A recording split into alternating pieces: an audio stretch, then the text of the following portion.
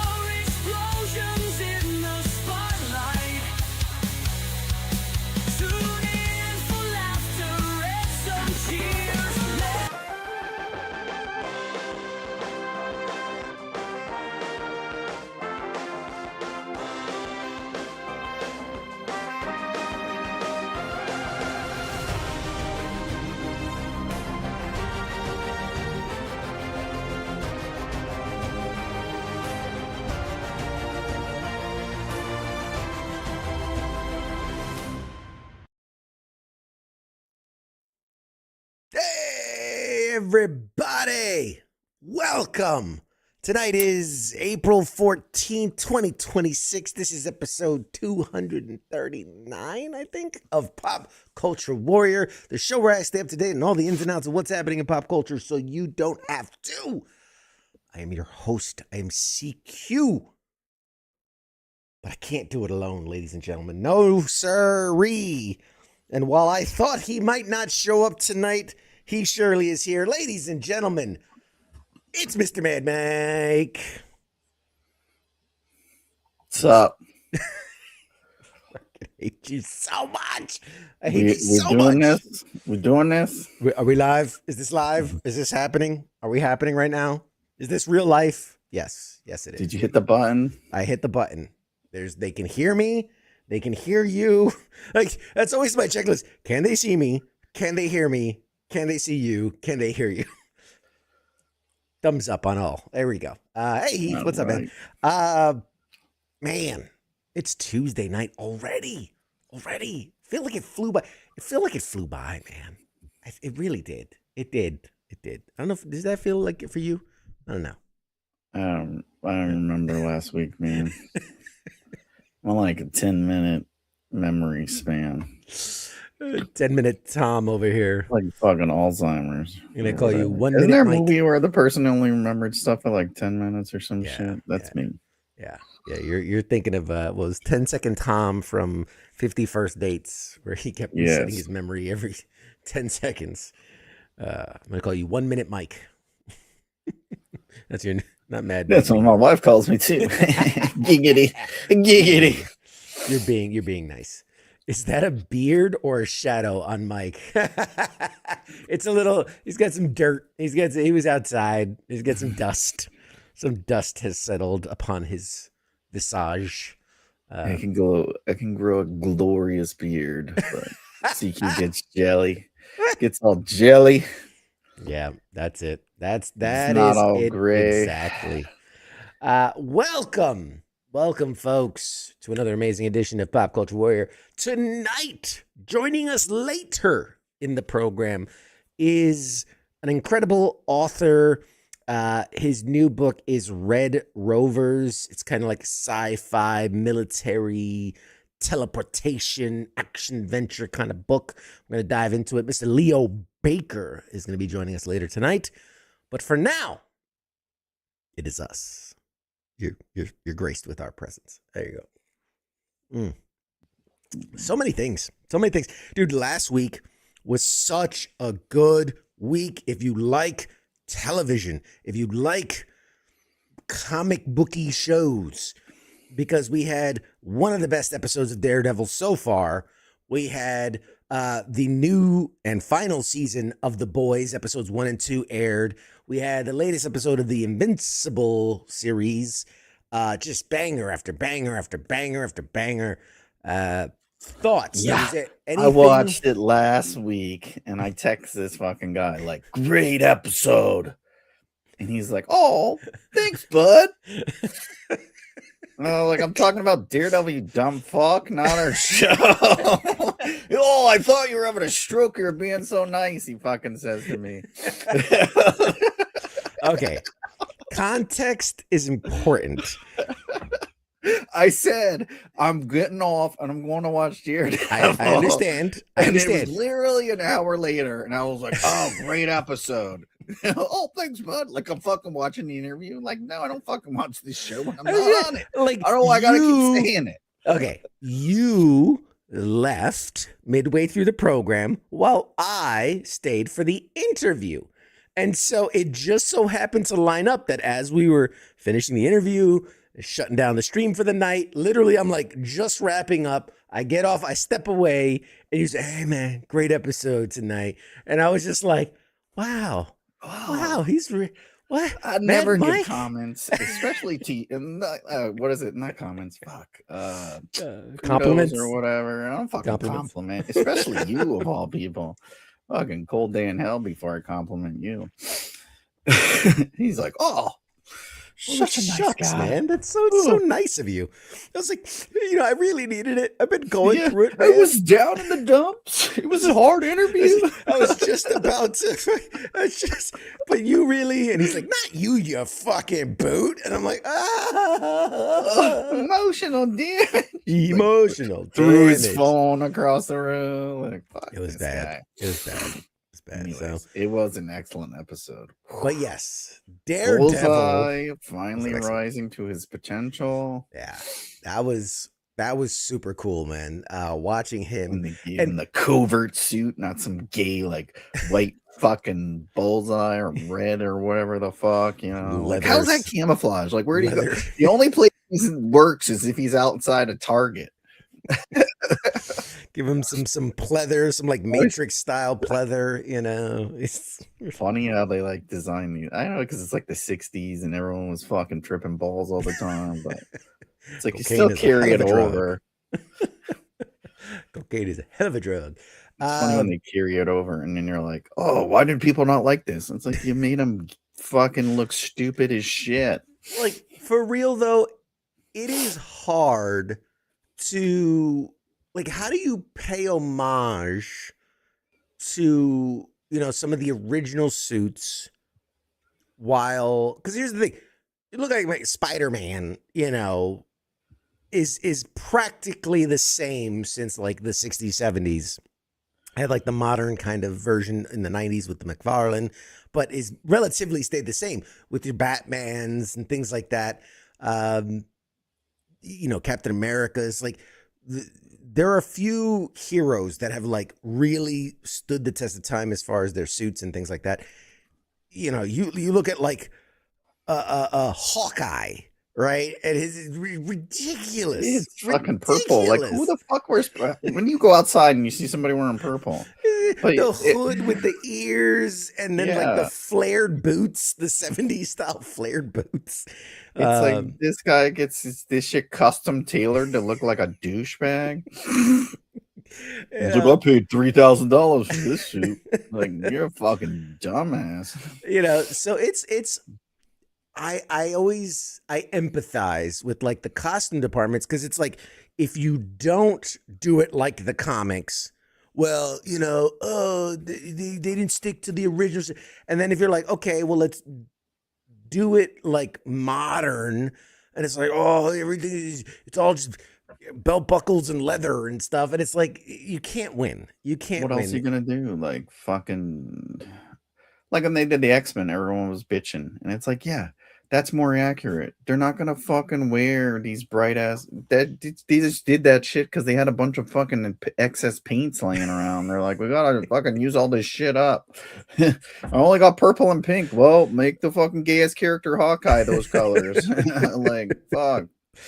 Because I mean, there's only so many characters that can either be like all black or like red and blue. Like that's it. So they're like, fuck it, you know.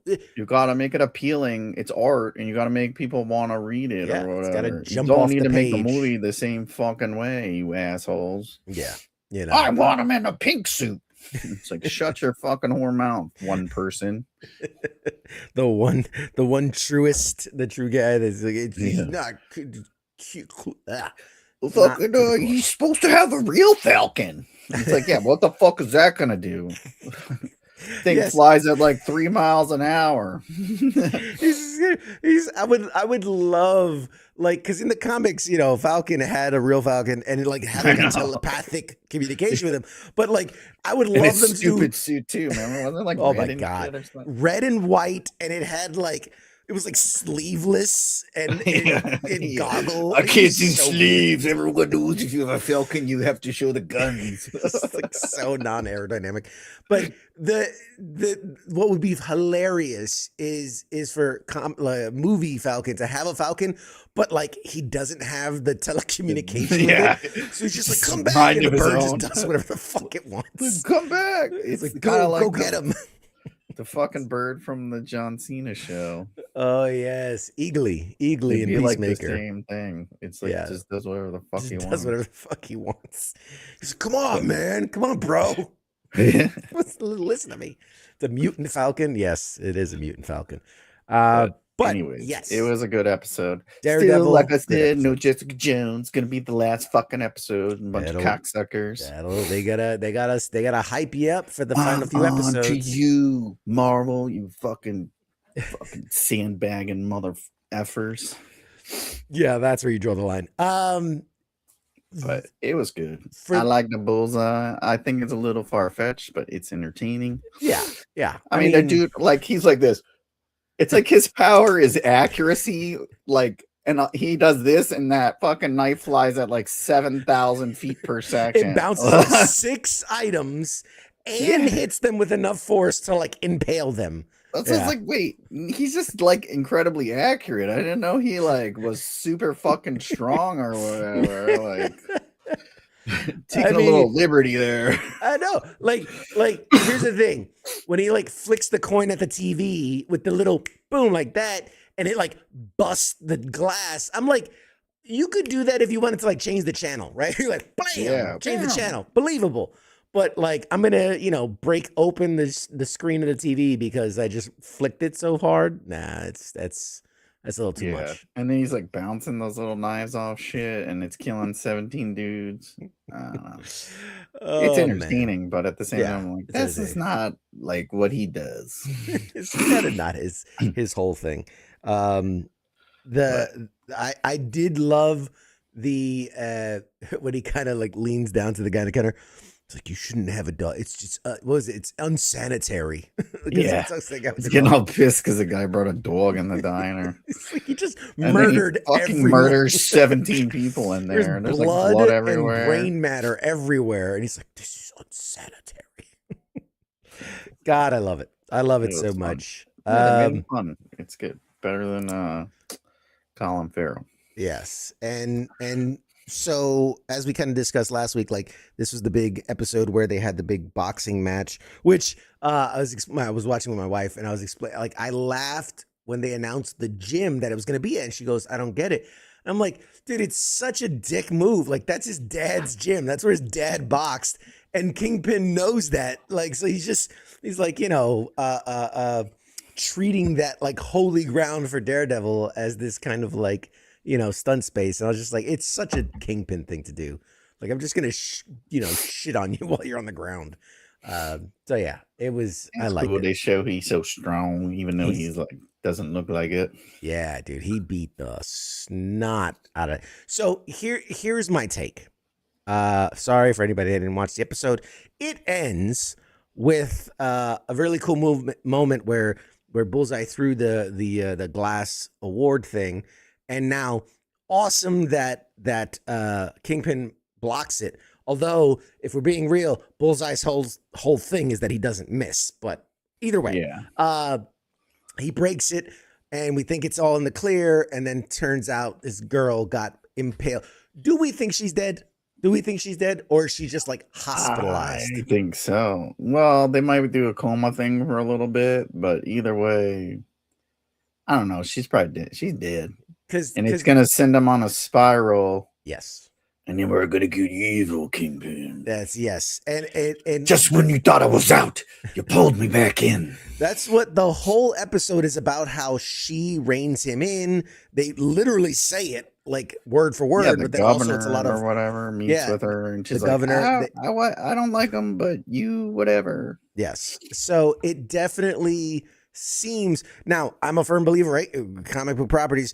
You don't see a body in a casket with a tombstone, they ain't dead. And even then, it's comics. They probably could come back. But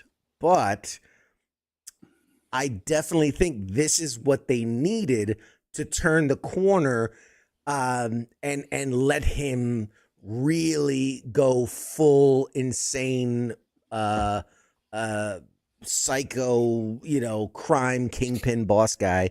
And it's gonna get brutal. The next couple episodes are probably gonna get pretty, and that's especially if she's dead. The muscle of a tiny white lady. He needs a nice strong white lady to save him. Another one. He's already got one. He needs two. So I definitely think I'm excited to see where they take it. I wanted to ask you something. Yeah. The guy, the tiger, with the Hispanic tiger dude. What the fuck's his White name tiger. Again? White tiger. Oh, yeah. It's kind of opposite of racism. Reverse racism. Yep.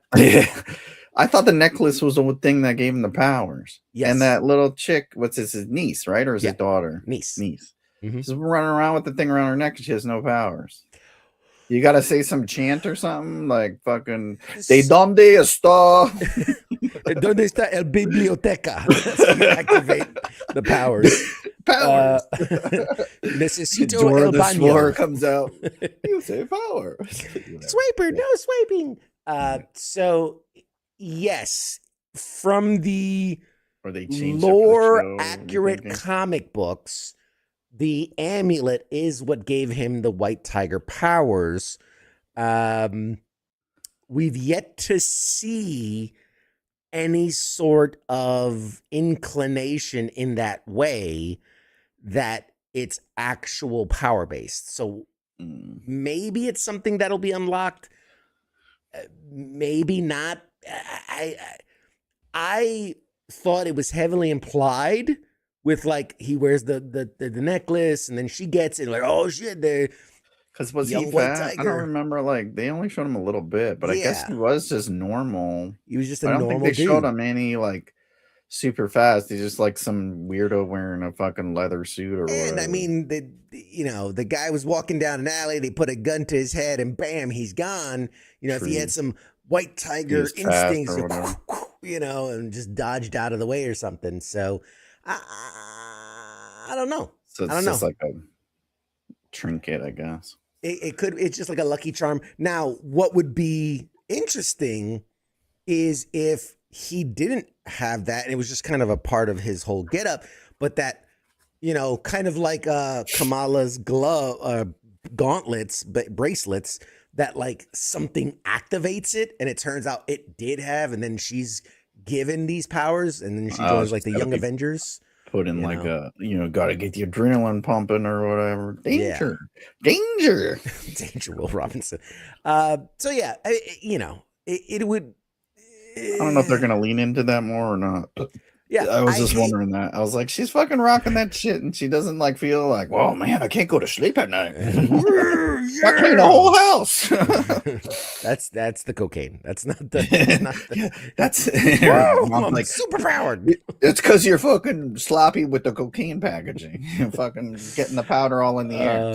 Magically delicious. Yeah. No, if it's hard because I know how desperate they are to like keep the TV stuff, and the movie stuff. But if we're going to build to this kind of Young Avengers, which again, we've seen America Chavez, we've seen Miss Marvel, we've seen Cassie Lang, Stature, we've seen the new Hawkeye, Kate Bishop. We've seen, like there's so many of these teens, the Wiccan, the Speedy Kid, and like we've seen them, and so it's like it makes sense that they're leading us down that path to a Young Avengers, I don't know, series or something. But it's a show, not a movie.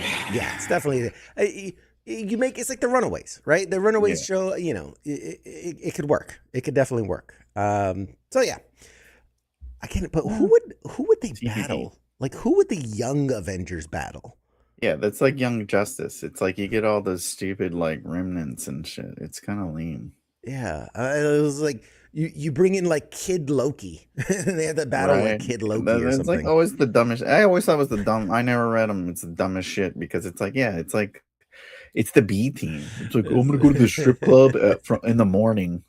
Like when they open, it's like, no, you don't go then. You go at fucking night, you weirdo. Hey, like but the nobody buffet, wants to see this shit. The buffet, something shouldn't be seen. The buffet's on point, bro. The buffet's on point. You can't knock it. But yeah, so I think it's stupid. But then I like how he put fucking Matthew Lillard in his place. Yeah, that was interesting. Beat that guy's ass, motherfucker.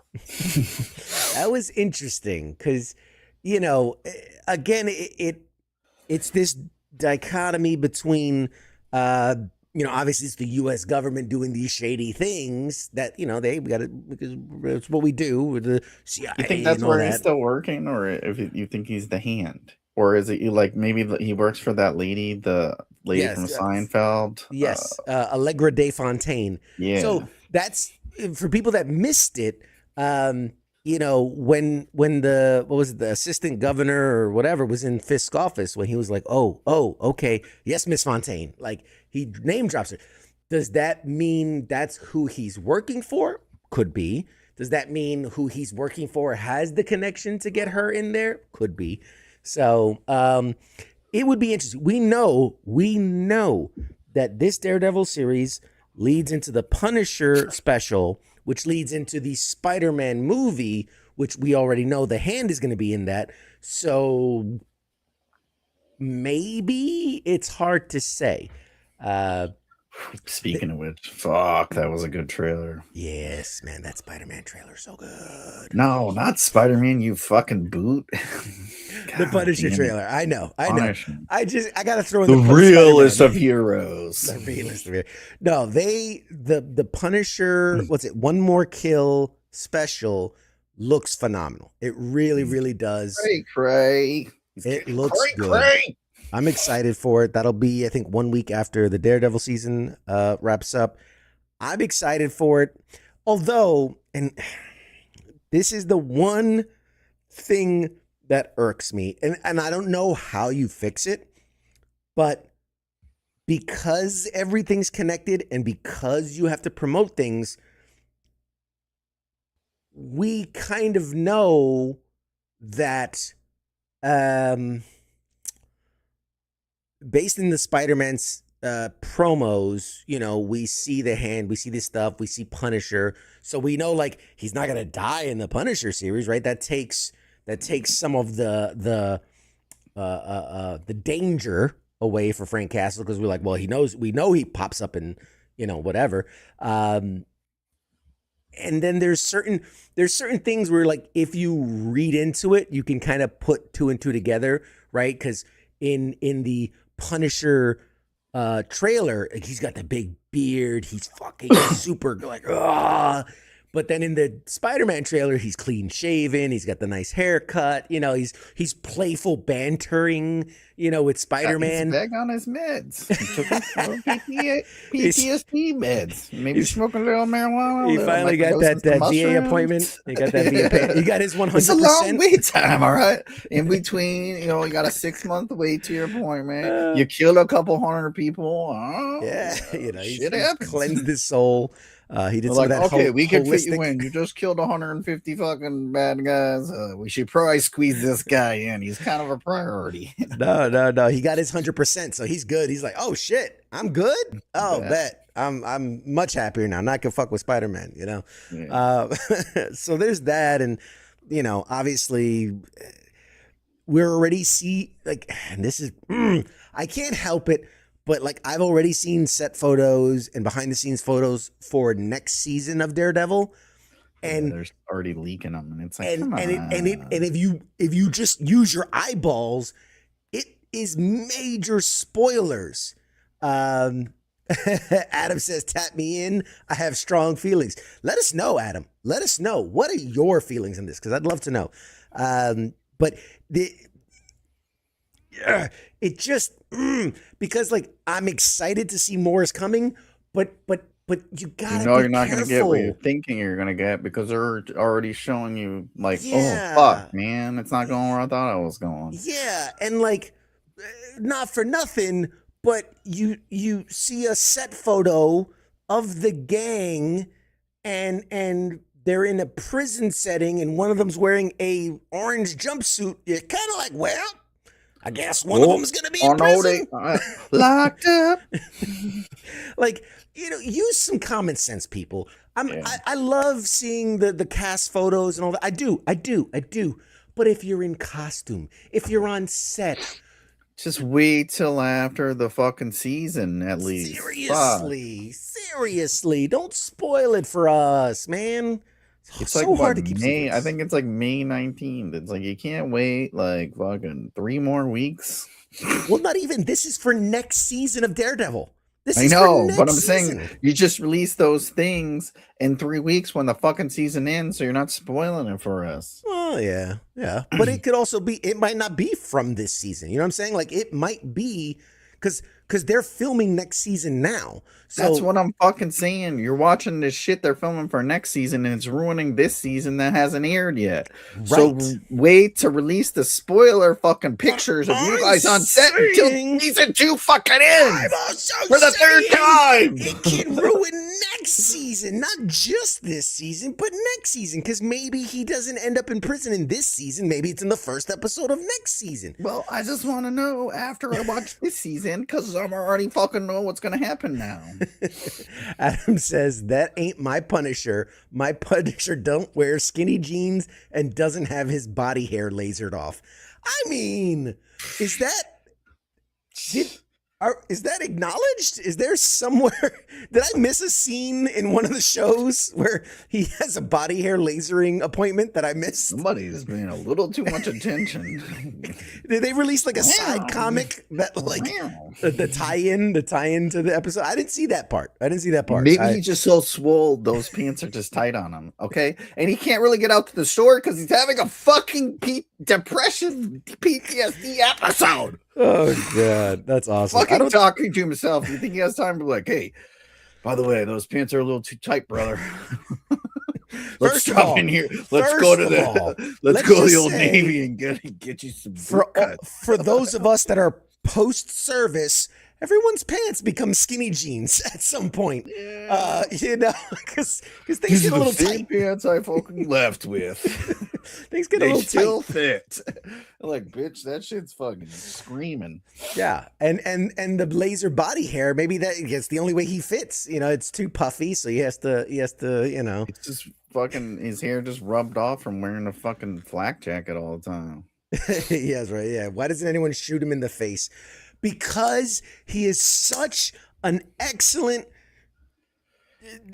Have you ever seen soldier. Cops try to shoot stuff? Like, they have like 2 hours of training. They're not hitting anyone in the face. I was like, because he's just. And you see some fucking crazy veteran with a beard and a fucking skull printed on his flak chest, and see how good a shot you are when he's fucking just killed 13 of your fucking fellow cops. You guys were just sitting at Denny's, fucking eating fucking grand slams, and all of a sudden you get a call and you show up, some this fucking psycho with a beard and a skull on his chest is fucking just blasting people slinging away. lead, and then you got some fucking dude in a red skin tight outfit with devil horns flying around. You got another guy that's fucking flicking knives at 1,000 miles per hour. Not even I'm knives, fucking not forks. hitting nothing. I'm just I'm just throwing the gun. I fucking quit. Oh, I got paid fucking $40,000 a year. I ain't getting involved in this shit. I just want one guy to be like, you know what? Fuck this. Just throw down his gun and run away. I ain't got time for this. That guy just throwing a fucking pipe with a fucking rope attached to it. And it flies back at him. It's like, I'm pretty sure that's a walking stick he just beat me with. He just got a fucking. This guy threw a quarter at me and gave me a concussion. God damn it.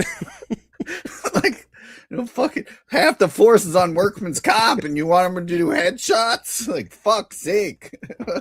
Workman's comp, man. Half those dudes are in the fucking morgue. The other half's on workman's comp. I was telling the wife and kids, because they're like, man, he really beating the shit out of them. Like, they're just sleepy. They're just so sleepy. He doesn't kill anyone. They're just sleepy. They're just so very sleepy. Very leaky and very sleepy. Yeah. You could lose about 13 pints of blood. It's fine. Yeah, you're fine. You're fine. Again, I didn't see no caskets. I didn't see no grave. There was no headstones. They're fine. They're perfectly fine. Still waiting for him to bring Froggy back. Foggy, not Froggy, Foggy Nelson. Tomato. One man's Foggy's, another man's Froggy. Speaking of Matthew Lillard, did you see him fucking running in his boxers? Some guy broke into his house. No, I didn't see that. Like this morning. I didn't drop it in the group chat. God damn it.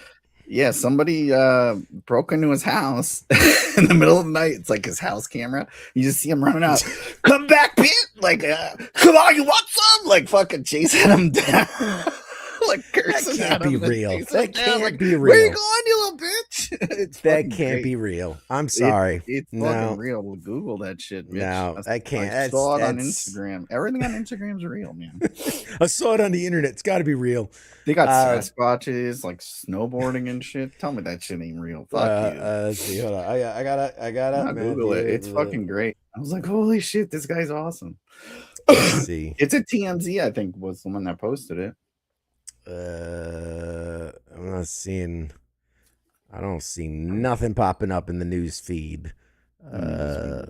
Anyway, Matthew Lillard. House intruder.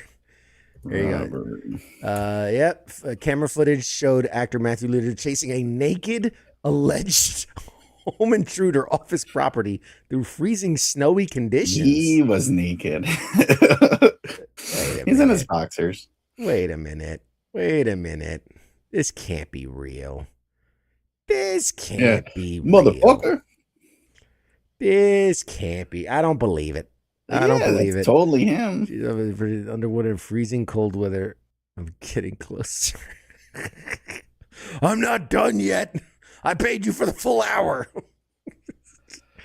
That's so that happened. So based on the time date stamp, that's January 30th of 2025.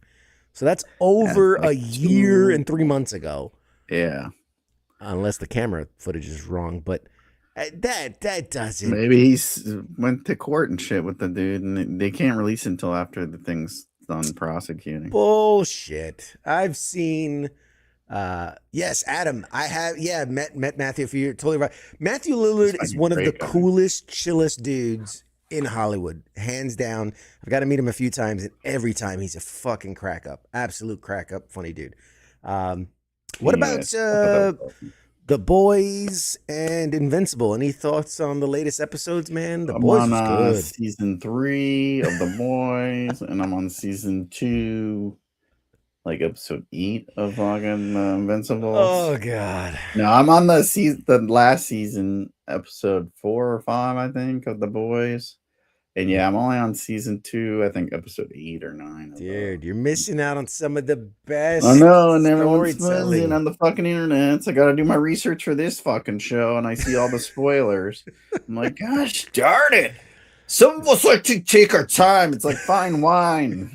I like to just spin it around and sniff it and sip it. I just forget what I was watching. Like, what the hell was I watching? Thank God for those like recaps, season recaps, because half the time I'll put up a show and I'm like, what the fuck? What? The worst at the Game of Thrones shows. Oh my God. When I was watching the new one and they're just dropping names like everyone remembers. I'm like, dude, one, we can't pronounce names. Everyone knows this. Game of Thrones was like, let's make the most fucked up names possible. Yes. And it's like, absolutely. That's Shanaikwa, the 30th of the 13th realm. And it's like, who the fuck was that again? Oh yeah, the little blonde crazy fuck. Okay, got it. Yeah. So anyway, yeah, dude, you know what I watched? What you watch? Tell me. Not because you recommended it, because of course another one of my friends recommended it, but I went and saw that Project Hail Mary, and it was good. Such a bitch. It was good. It was good. It's got Ryan Gosling in it. You cried like a bitch. I bet you. Guy's so hot, fucking Gosling. I could watch that guy all day long. Gosling. Just needs to have like a camera following him around. so hot. No, it was good. It was fun. They did a good job. I liked it. Yeah. All in all, I mean, would I watch it again? Probably not. But actually, I will, because I'm gonna forget I saw it. Oh, what's this movie? And then be like, hey, so cute. You watch Project Hail Mary with Ryan Gosling? So good. You should check it out. He's got a rock friend. He's rocking. Anyways, what was I gonna say? Damn it! Good on you.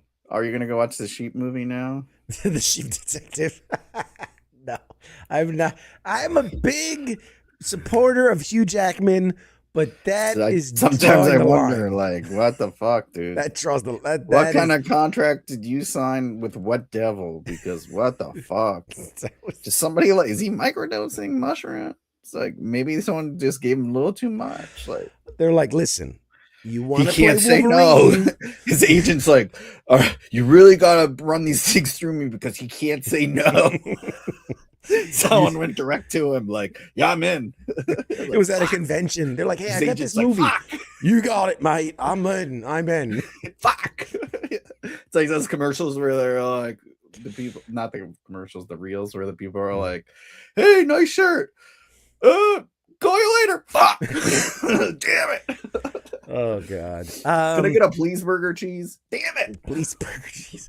The Boys was really good. I won't spoil anything, But the dude with the magnificent long schlong is in it again, and he can. Ooh, he's It's my like favorite character. he like it's so funny because he like whips people with it. He's Yeah, like, what's this thing? You're just like, What a weird. it's such a like it's bad enough to be whipped, but to be whipped with someone's member is just But again, it's like how much. It's just like emotional damage.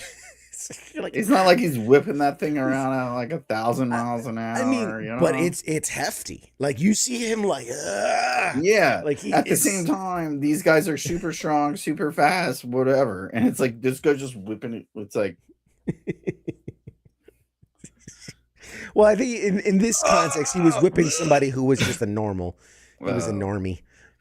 But yeah, there was a it's an prison full average of day in like yeah. prison. I don't know.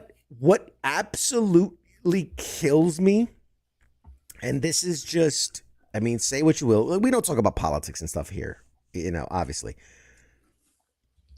The similarity of what's happening in Daredevil, right, to what we're seeing in America, and also in The Boys, like basically they're putting these soups in internment camps.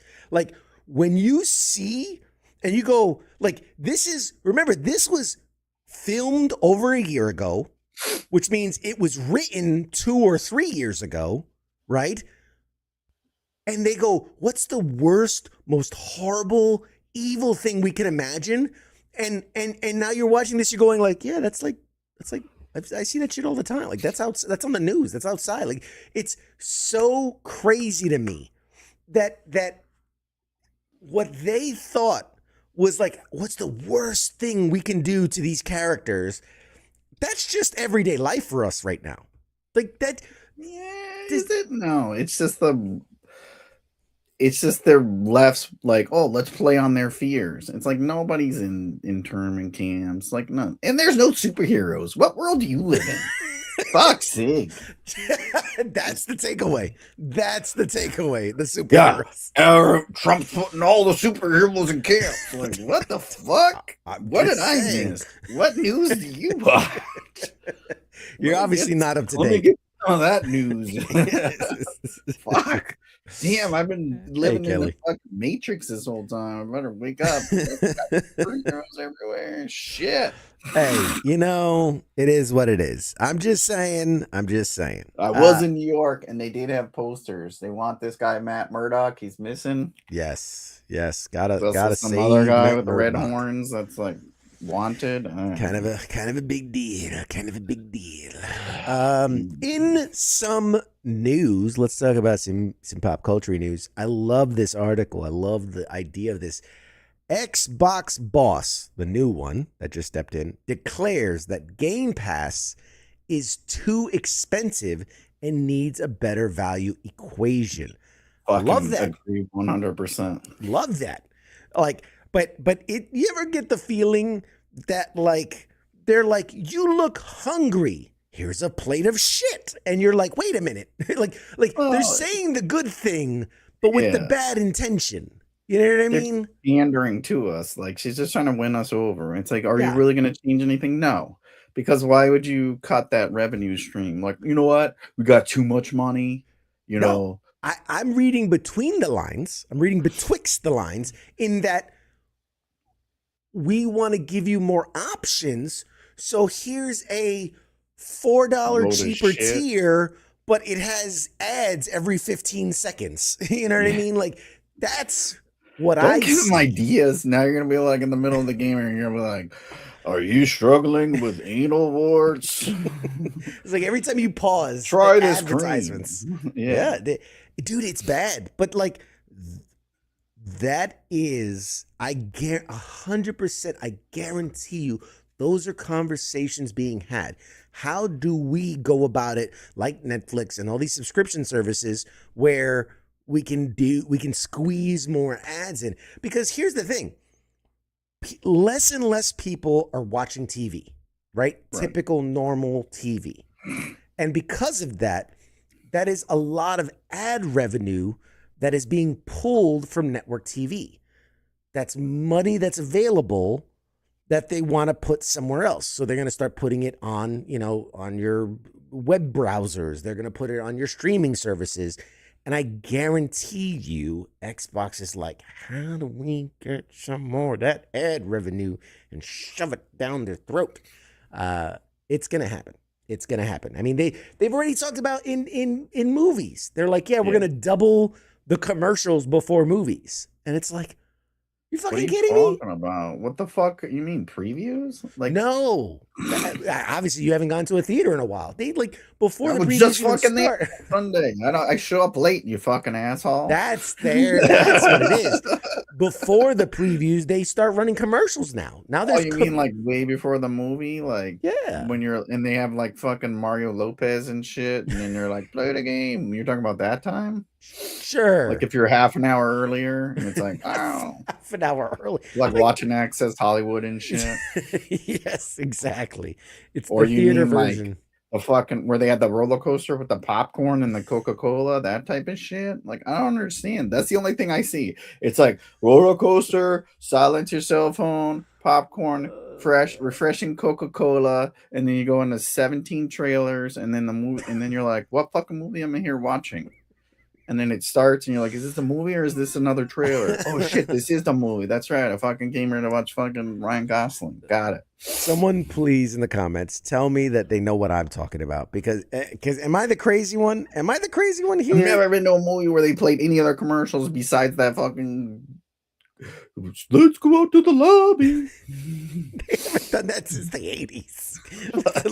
Let's go out to the lobby. And either way, you just show up later. If they want to do it, play all the shit you want beforehand, and then I just know that I have to arrive an extra 5 minutes later. But what they're saying is having like the start time at 8, right? It's listed as, hey, movie starts at 8. But then like that's when they start the commercials. Then you get to the trailers. Then you get to the movie starts at like 9:20 now. Yeah. And that's when Mad Mike will be there, 9:15. And I'll be like, man, I saw that one trailer. That was pretty good. I don't know. I just, anyway. Catch on to your scheme. Now, the trick would be to put them during the movie. Like fucking, when you're watching Prime and shit, you're like, oh, fuck. And it's like the worst possible edit. They're like halfway through the line, and it's like, fucking, you got hemorrhoids? Do you have bang dudes in their butthole and you have HIV? Well, we got the cure for you. It would only cause death. Fucking bleeding out of your eyeballs. All your hair will fall out, but you won't have AIDS. Yes. Now back to your show. And you're the guy's like, fuck. So back to the news story. The new boss over at Xbox is Asha Sharma. Asha Sharma. 17 times fast. That's a tough one to say. Wants to make Xbox and PC Game Pass more affordable in the future. This is courtesy of a leaked memo that's been shared, in which the Xbox head and Microsoft Gaming CEO told employees that the current model of Game Pass isn't the final one, and it requires a better value equation. She also mentioned that it will evolve long-term into a more flexible system. Anytime I hear that, I immediately think of ads. Like that's the first. Every time a system's been like, hey, we want to give you more options. It's like bullshit.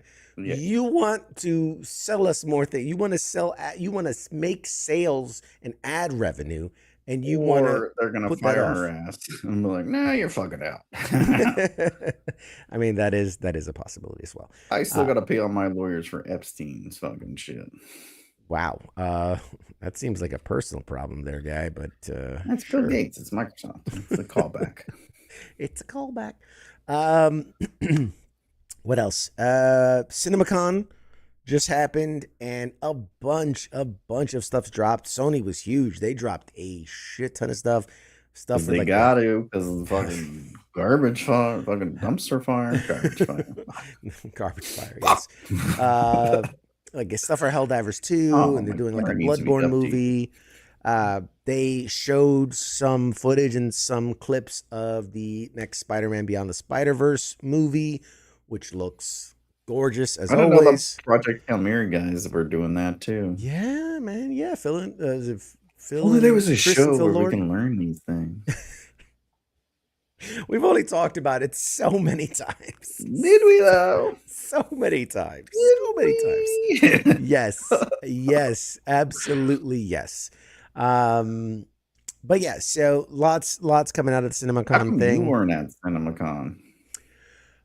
Because it's in Germany and it's a little outside my area. No, I think where did CinemaCon? Don't you have to take be in the place? business or something to get in there? I think we talked about it before. You were like, yeah, you gotta be like a whatever, and you gotta blow so many dudes. I mean, that's one of the things. You it gotta was in pump the Vegas. numbers up. So you gotta get some numbers up, buddy. It was in Vegas, dude. Vegas like has been crazy the last few weeks because they had PizzaCon a few weeks ago. Yes, that's my favorite con. I'm totally gonna go one of these. Fucking going. PizzaCon. Then they Fuck had San Diego. Fuck New York. I'm going to fucking PizzaCon. So they had PizzaCon. They had like the Exotica, which is like the adult entertainment con. They had CinemaCon this weekend. Next weekend is NAB, which is your national something broadcasters. It's like the National Association of Broadcasters. The week after that is Magic Con for those that play Magic the Gathering. Like it is just week after week of stuff. But besides all that, I really do want to get to CinemaCon, but I don't think. I don't think I would. Let's see. I'm curious now. So to apply for media credentials to CinemaCon, don't put it on the internet. So all these assholes are gonna apply now. Well, you got it. But how are they gonna prove? You have to show a bunch of shit. You have to There's stuff. It's stuff. It's a lot of stuff. Yeah. So Anywho, we'll talk later. CinemaCon next year. We'll go PizzaCon. We'll stay for a week and then we'll go to the other one. There you go. There was something else I watched. I was going to talk about. I should write these things down. You throw me off. God damn it. I always have this and this and this, and then you just randomly throw some weird thing in there, and I'm lost. That's my whole thing. That's kind of my whole thing. What else? Lots of shows coming back. Dexter got another season. Did it? Yeah. Dexter Resurrection is getting a season 2. They're bringing back. About that. Yeah, they're bringing back. Uma Thurman will be back. The fucking fat dude that was in the last season, he'll be back. And then they got a bunch of other like big name talent that's coming to it, including what's his name, Brian Cox. Oh, nice. Legendary actor. Yeah. He'll be in it. So this is gonna be a bunch. That's the whole thing. It's gonna all be freaking cameos from now on, super cameo stuff. Because that's what they did the last year, right? Kristen Ritter, you had the dude from Home, you had Neil Patrick Harris, you had all these Peter Dinklage. Yeah, that's just everything. Every season now is just going to be a huge cameo fest of how many celebrities can we shove into this project. But more Dexter is not a bad thing. So, we were talking about it before the Metal Gear show. So apparently, Metal Gear is actually finally happening. They've been talking about this for goddamn 30 years. They've been trying to take this goes back to the same conversation we've had a million times. There are certain properties that it's done. Like, just take that and put it and film there. it. Yeah, that's just it. film it. Just do this over there. And if you do that, it's going to make a shit ton of money. And then they're like, no, let's put The Rock and Kevin Hart and Jack Black in it. Know who'd be good at Solid Snake? Kevin Hart. It's like, so in this, it's like the X-Men, but instead of having powers, they work in a soup kitchen. It's like they just do these random weird takes of everything. Idea, let's do it. Genius. Greenlit for 3 movies and a sequel. It is one of the things that irritates the ever-loving shit out of me, in that until the recent stuff of like The Last of Us and I don't know what was the other properties, like The Boys. Even The Boys is like way off the mark from it's good, but it's really far removed from what the books are. But like It's The a Walking rare Dead, thing when they did it really good or whatever. yeah. So there are certain properties that have gotten a lot better at it. Fallout is a great example of where you can tell an original story, but keep it core to its roots. The Boys, while it's definitely not the story from the comic, is pretty faithful. It's pretty indicative of what the books are. Same with like The Walking Dead for the most part. But yeah, like Metal Gear Solid is such like just a guy. He infiltrates the thing. He tries to be stealthy. He takes out some baddies, and at the end, he has a fight on top of a Metal Gear. Like it's boom, you're good. You're done. You know, snowy Tom environments. Cruise in there. It's just like Mission Impossible. Ugh. That's the question. That's the $1,000,000 question. Do you need a well-established, famous lead to play Solid Snake? No, it's opposite. Complete opposite is the way you need to go because it's a solid, well-written story that people love. You don't need. You could put anyone. You could put fucking you in there, and they'll be like, "This is so cool. Look at that guy. He rolled around and got the fucking thing. He's so I will say, stealthy." I look good inside a cardboard box. I'm just gonna say that. And black spandex. Black spandex, a bandana. I could kill a bandana. But No, I yeah, was gonna say. I will say this. I did voice some of the lines from Metal Gear Solid too. You can go on my page. You find that I did a little voiceover action. nobody's going on your page, but anyway. You could find my clip where I But yeah, voiced over it's the Solid Snake. perfect I think it's better they don't do that, and you have some nobody like that you want to use for other shit. Let And let the the role material speak for itself.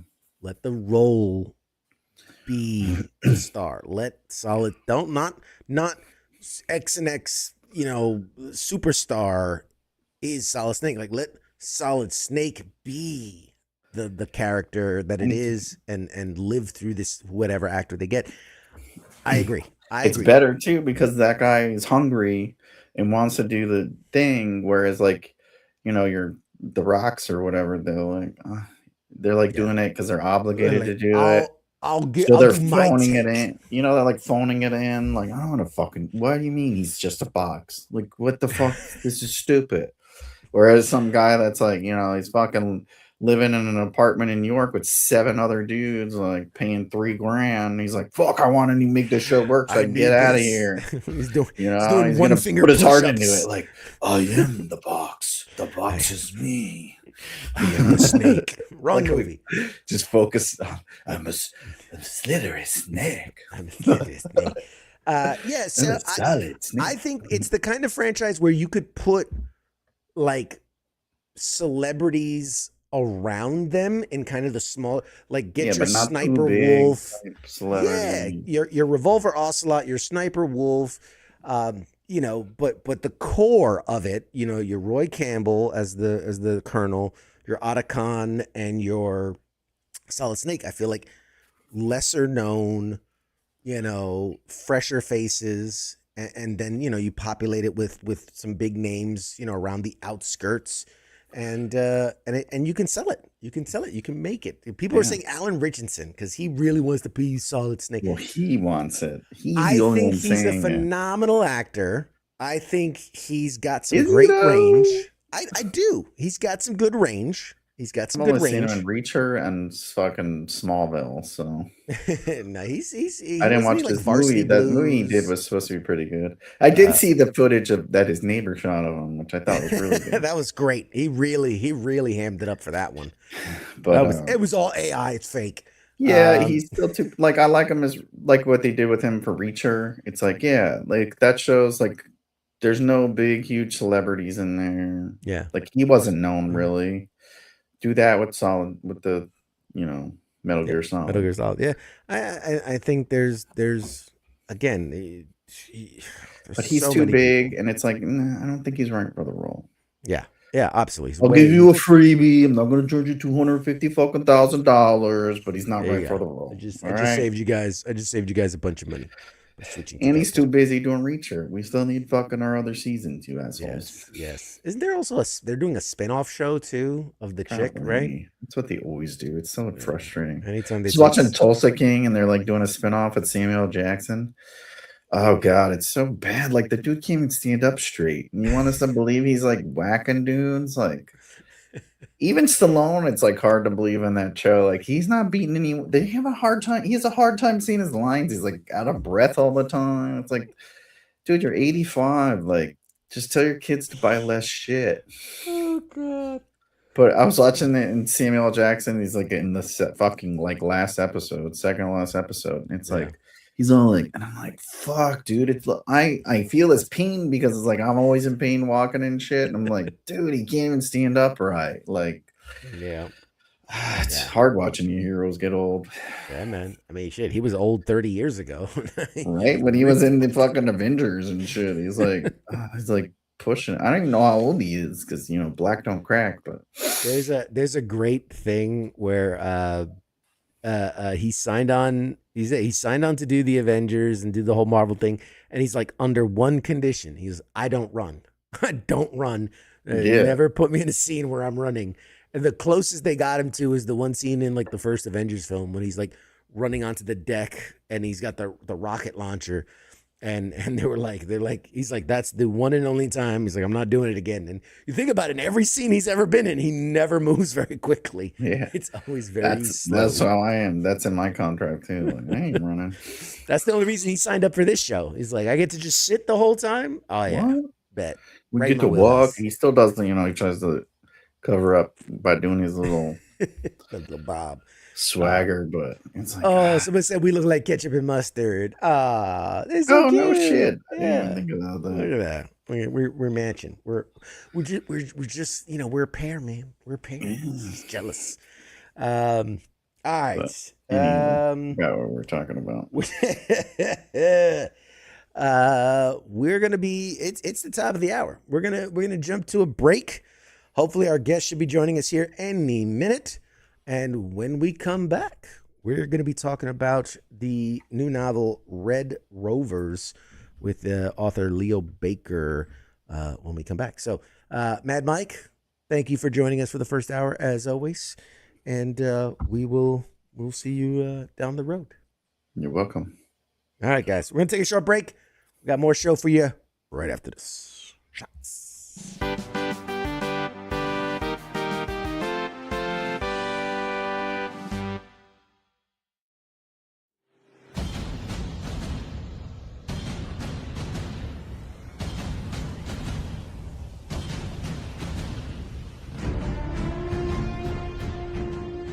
Hey, you there? Yeah, it is right, you. Let me ask you something, alright? Where the hell do you think that you're going? Oh, what do you think because the show is going to commercial that means you get to just walk away? Well, CQ asked me to pass on the little message, alright? And it says, I'll be back.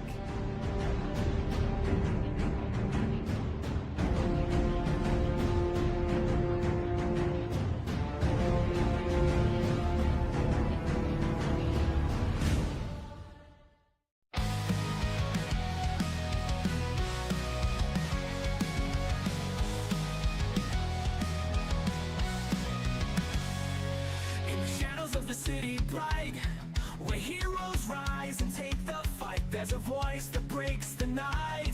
It's CQ with the insight. From the comics to the silver screens, talking legends and those crazy scenes, pop culture trends and hidden themes. CQ reveals what it all means.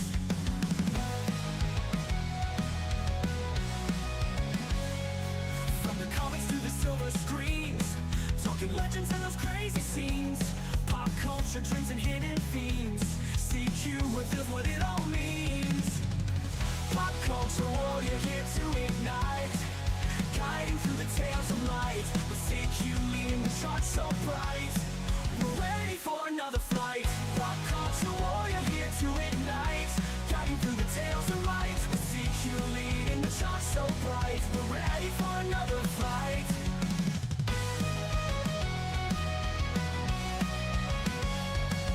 Marvel at the twists and turns, villains playing heroes learn. episode we'll discern lessons from the past to learn. Games we play and books we read. CQ's words of what we need. Memories that make us bleed. Together we will take the lead. Pop culture warrior here to ignite. Guiding through the tales of light. With CQ leading the charts so bright. We're ready for another fight. Pop culture warrior here to ignite. Guiding through the tales of light. With CQ leading the charts so bright. We're ready for another fight.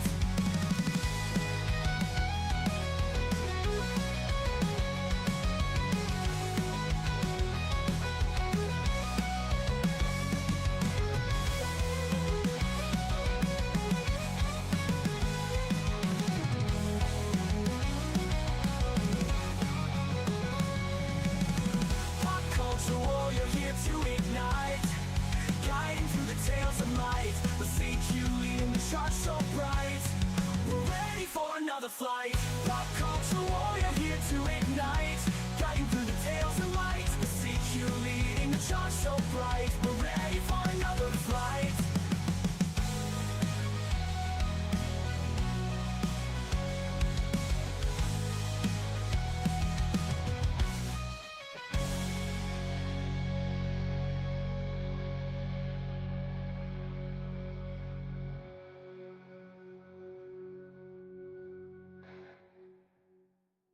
Hi there. You're watching Pop Culture Warrior. This is the way.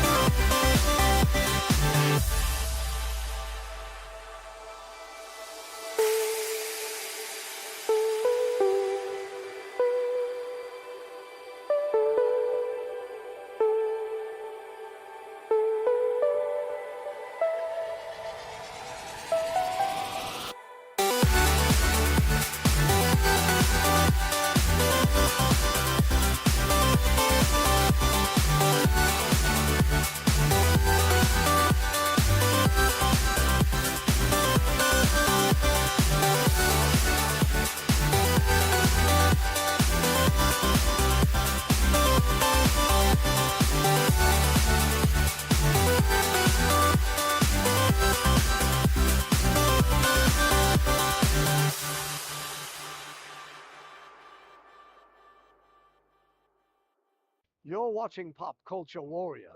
The force is strong. They have the high ground.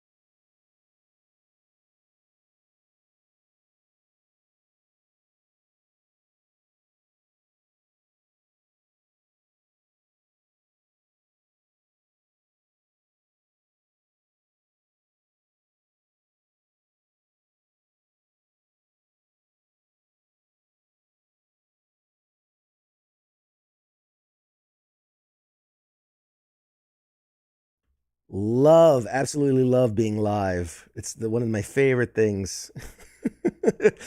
All right, here we go. There it is. All right.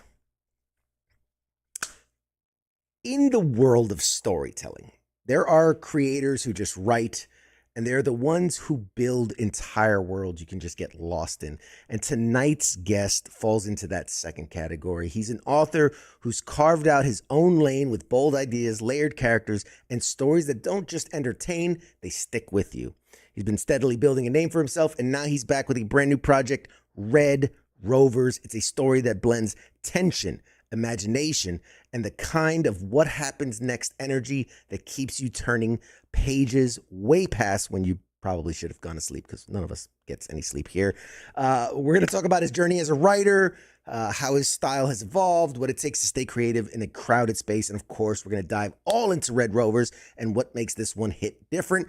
I cannot wait to get this started. Please, ladies and gentlemen, welcome to the show, Mr. Leo Baker. Yay! That's your cue, buddy. Thank you for having me. Yeah, as a good host, thank you for joining us. This is great. I'm super excited. I really have been looking forward to it. In an effort of transparency, because I'm always very honest with my audience, I haven't gotten to read the book. I was supposed to get a copy. I didn't. We were just talking about that. But it's one of the ones that I'm most excited to dive into, just off of the synopsis and the information I was given ahead of time. But I want to start with you before we dive fully into the book. I love to get to know the person that I'm talking with and a little bit about them. So let's kind of start at the beginning. What first kind of pulled you into writing as a career? Was there a specific moment where you said oh, this is what I want to do? There was not a specific moment, but my earliest efforts in writing were technical and journalistic. It was I responded to ads that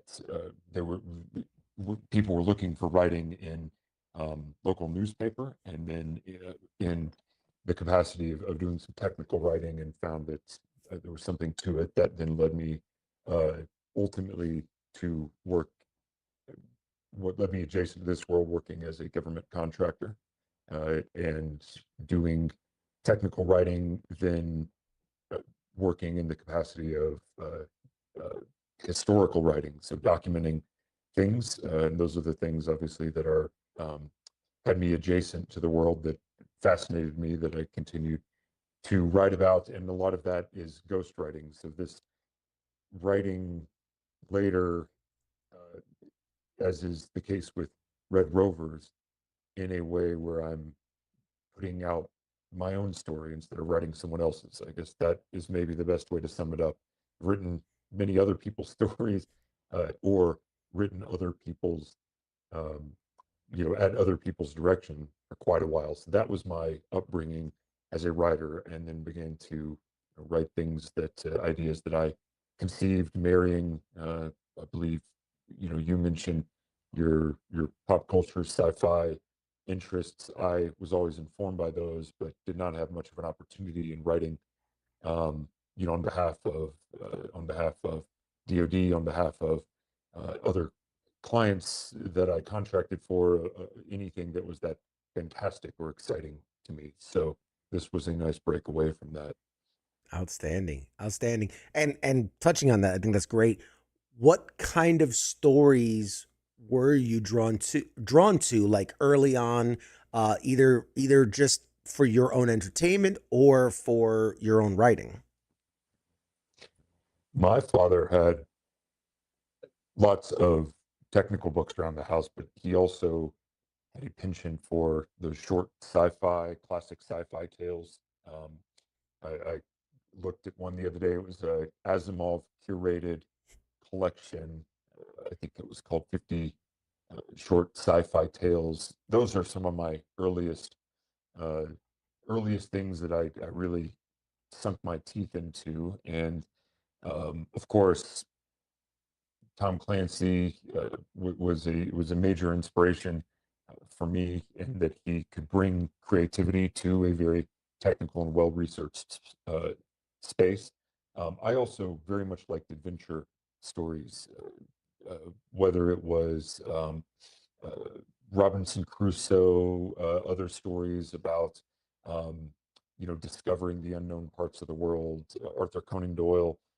So going back early, let's say pre-Clancy, those were some of my earliest inspirations, but things I just remember tucking up under a tree and, uh, you know, California on the hills, breaking into, an entire world away, an entire imaginative world.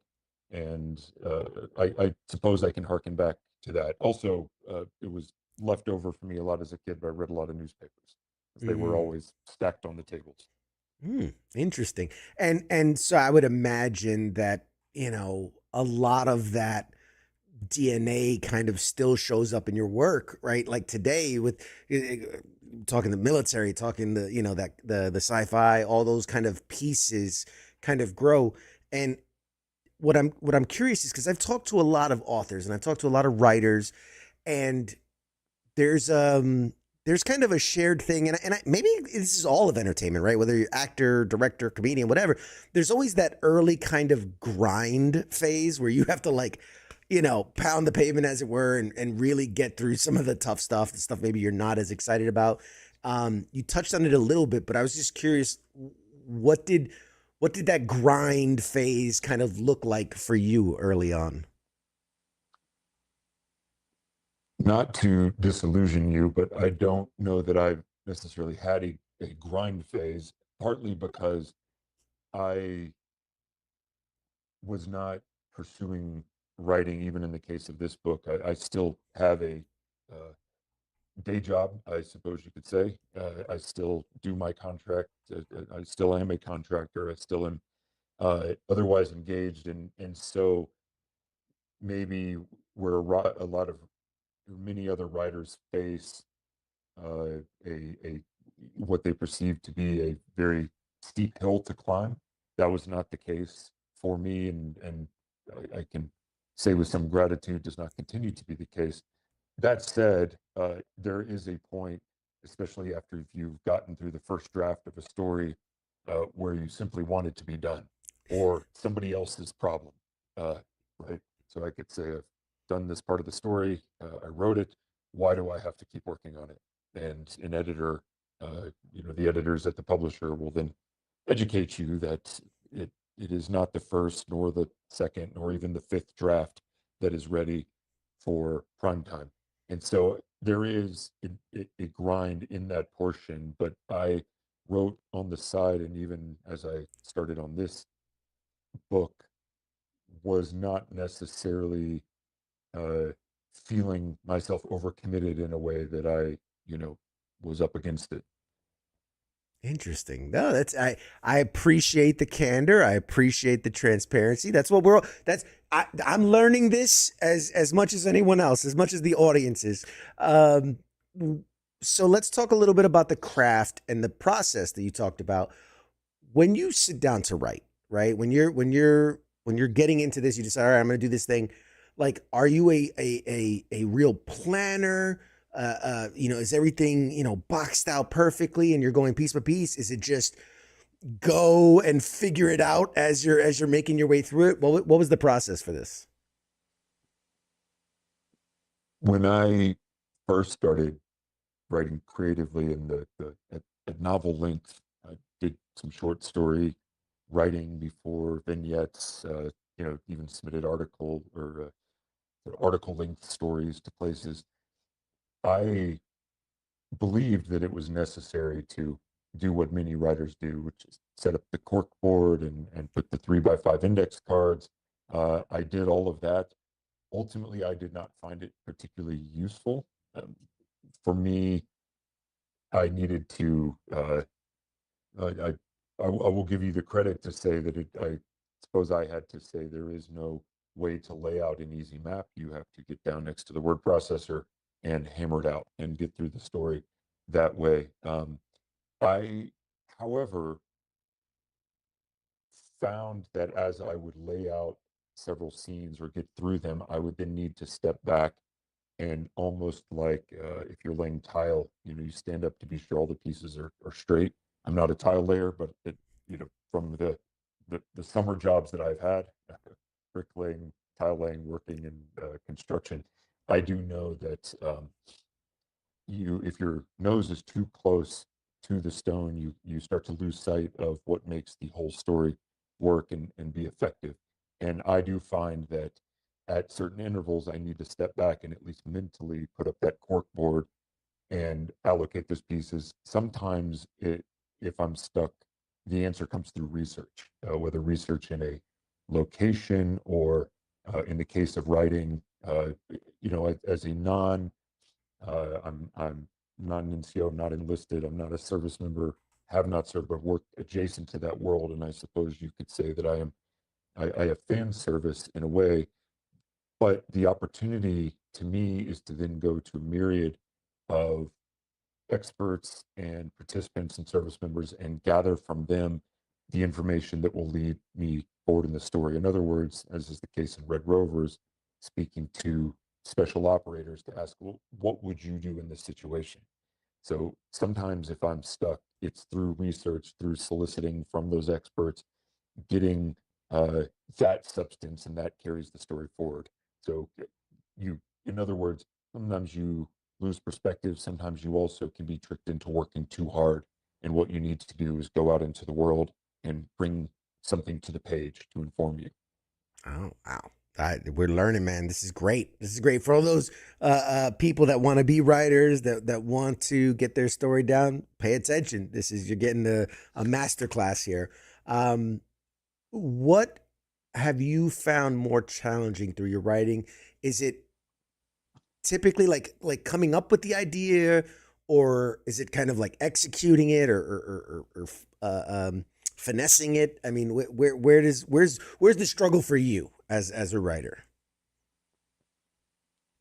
That's a good question. I don't know that my answer will likely be different in a few years because I suspect that each book is going to present its own challenges.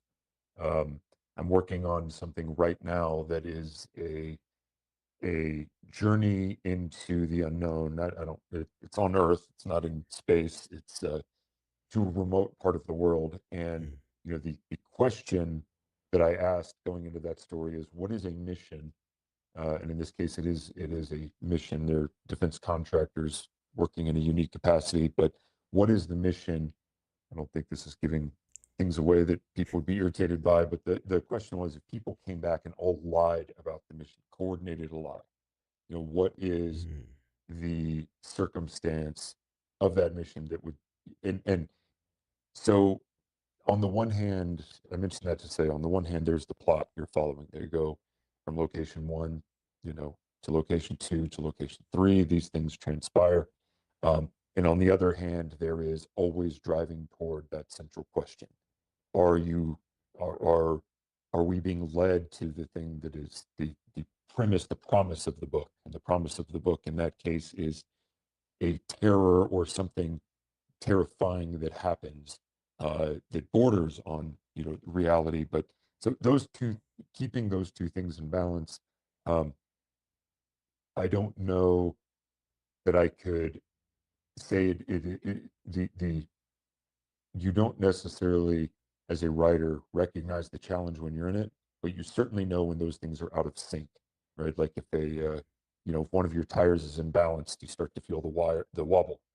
And I recognize it that way. So if I'm out of sync, I feel the wobble, something is wrong.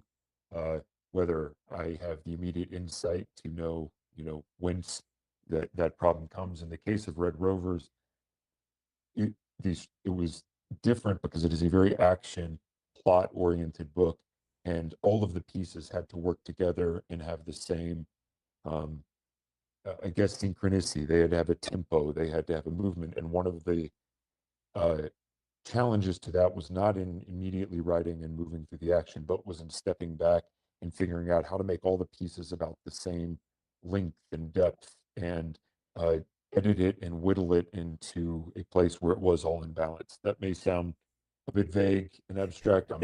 I'm still, you're learning. I'm also learning how to communicate this stuff. My head is in the book, but but the quick answer is, I think the thing that is most difficult is being sure that you are serving both the purpose of the book and the action of the characters in their world at the same time. Yeah, no, dude, you're doing great. You're speaking like a writer, which I love because it's like the passion for the work. It comes through, and it's so good. One last question before we dive fully into the book, because I really want to do that. But I'm fascinated, as you can tell, I'm fascinated by the process of it all. What's something, you know, about, and this could be about the writing itself, the you know, getting it to be published, the selling it, whatever it is. What's something about this whole process that, you know, people outside of it would be surprised by or completely misunderstand as the process? A writer at a conference told me once that the myth of the drunken writer, or the folklore of the drunken writer, was a myth. It's a something that writers came up with to slow the competition. Um, in my experience, the being a writer is not particularly romantic, and I think that writers, the reason I mentioned that story is writers, again, this is purely my perception, whether it is in other books or film or TV, or tortured romantic, living some sort of idyllic life, even if it is under the strain of you know, their tortured existence. I don't think that is true. In my exposure and experience, many writers are, they it is a job, and they treat it like a job, and live a fairly normal life. I think that is an image that writers like to put out into the world, and so I can disillusion people of it. But also, everyone is different. I don't even know that I qualify to call myself a writer particularly. I don't know at what point you cross the threshold into the other side, um, where you are now considered one of the something that generates the stereotype. Right? Like, what is a stereotypical writer? There certainly is a rope fence around some group of writers that all represent some kind of ideal. Do I fit inside that fence? I have no idea. Man, you know, hey, I get the sense of like the oh man, there's a term for it. The like, I'm the sham from the inside. Oh God, there's a term for it where I think you're making this up. no, where people they feel like a sham within the oh my God, it's gonna bug me to no end that I can't think of the term for it. Man, it's gonna bother me. Anyway, moving on. Let's talk about Red Rovers, because I mean, Was Oh, the word please. you were looking for imposter, by the way, or a phony? Imposter Is that what syndrome. you- yeah. Thank you. My Okay. God. I was losing my mind. I'm like, I know the word. I was like, I get it all the time. And I've talked to like certified, A+, A-star, people that would never argue that this is a big celebrity. And they're like, no, I deal with it all the time, right? They're going to realize I don't belong here. They're going to realize that I don't know what I'm doing. I think that proves you belong. If you have the imposter syndrome, I think more than anything that proves you belong. And hey, you've got your name on a book. It's available for sale. You're here promoting. You're an author, brother. You're an author. So that we're past that. Red Rovers. I know it because I read up on it. But if you were selling it to the audience right now, give us the pitch. What's the hook that pulls people into this book? The book is about a special missions unit team that encounters something on a mission in Somalia that one of the operators on that team sees something that does not make sense. That leads him on a journey to New Mexico, where he finds a subterranean army facility that is deploying Echo Detachment, which is a completely unknown, off the books special operations unit that uses teleportation to infill and exfil around the world. So the guys walk onto a pad in New Mexico and click, and they are liberating a airplane passengers from a hostage situation or an embassy, or dropping onto a moving train or whatever it may be. But they use this, it's a very grounded special ops book that uses this radical technology. So it's an action book about a special ops team that uses teleportation to fight terrorism. Oh my God. I love it. I love it. My two favorite tropes or genres or whatever you want to call it within sci-fi is teleportation and time travel. Like those are my if it has any of that, I'm so fucking in. So obviously we don't want to spoil the book. We want people to go out and read it and things. You said it's very grounded. So this is not, we got this from a space alien, and we're utilizing it. This is very, the U.S. government figured this out, or some scientists within the government figured it out. Is that what we're leaning with? Well, it's I don't believe it spoils much, because the origin of the technology is just assumed at the beginning. They have it, but it is mentioned that DARPA developed it, and then all the branches competed over it, and due to pressing global conflict, the Army won in terms of who got to play with the toy, I guess you could say. And that there is a sort of suggestions, which hasn't actually, I suppose, hasn't even been announced. So I guess I just announced it. But there is a sequel, and in that the politics come a little more to bear, which is, saying that we could use this technology in many places to the benefit of the world, whereas the Army, and there maybe is, you've heard the expression, certainly, that to a hammer everything looks like a nail. SOCOM gets this, everything to them looks like a nail, while as other people who are aware of the technology are saying, but we could use it to irrigate or transport manufacturing, or move people out of crises, or whatever it may be. And the response to that is, the minute that the world is aware we have this technology, it is no longer it no longer presents the strategic advantage to us. And then there's the greater consideration from the powers that be, that what happens when this is in the wrong hands. Yes. There's a line in the first book where they say you could put a bomb in the Oval Office, right? Because the way that technology works is, and this is part of the, not giving away much, it's in one of the early chapters, but they're explaining, we put up a bunch of satellites in the same way you see Starlink going up, that were weather satellites. You may have heard of this, and the lead character says, "No, I didn't hear about it." This, well, they weren't weather satellites; they're positioning satellites that essentially triangulate a marker onto the surface of the planet. Wherever that marker is, that's where the Red Rovers, which is the nickname of their team, are sent, and then all they have to do is press something with their fingerprints on their chest, and it launches them back to their origin. So Red Rovers. Wow.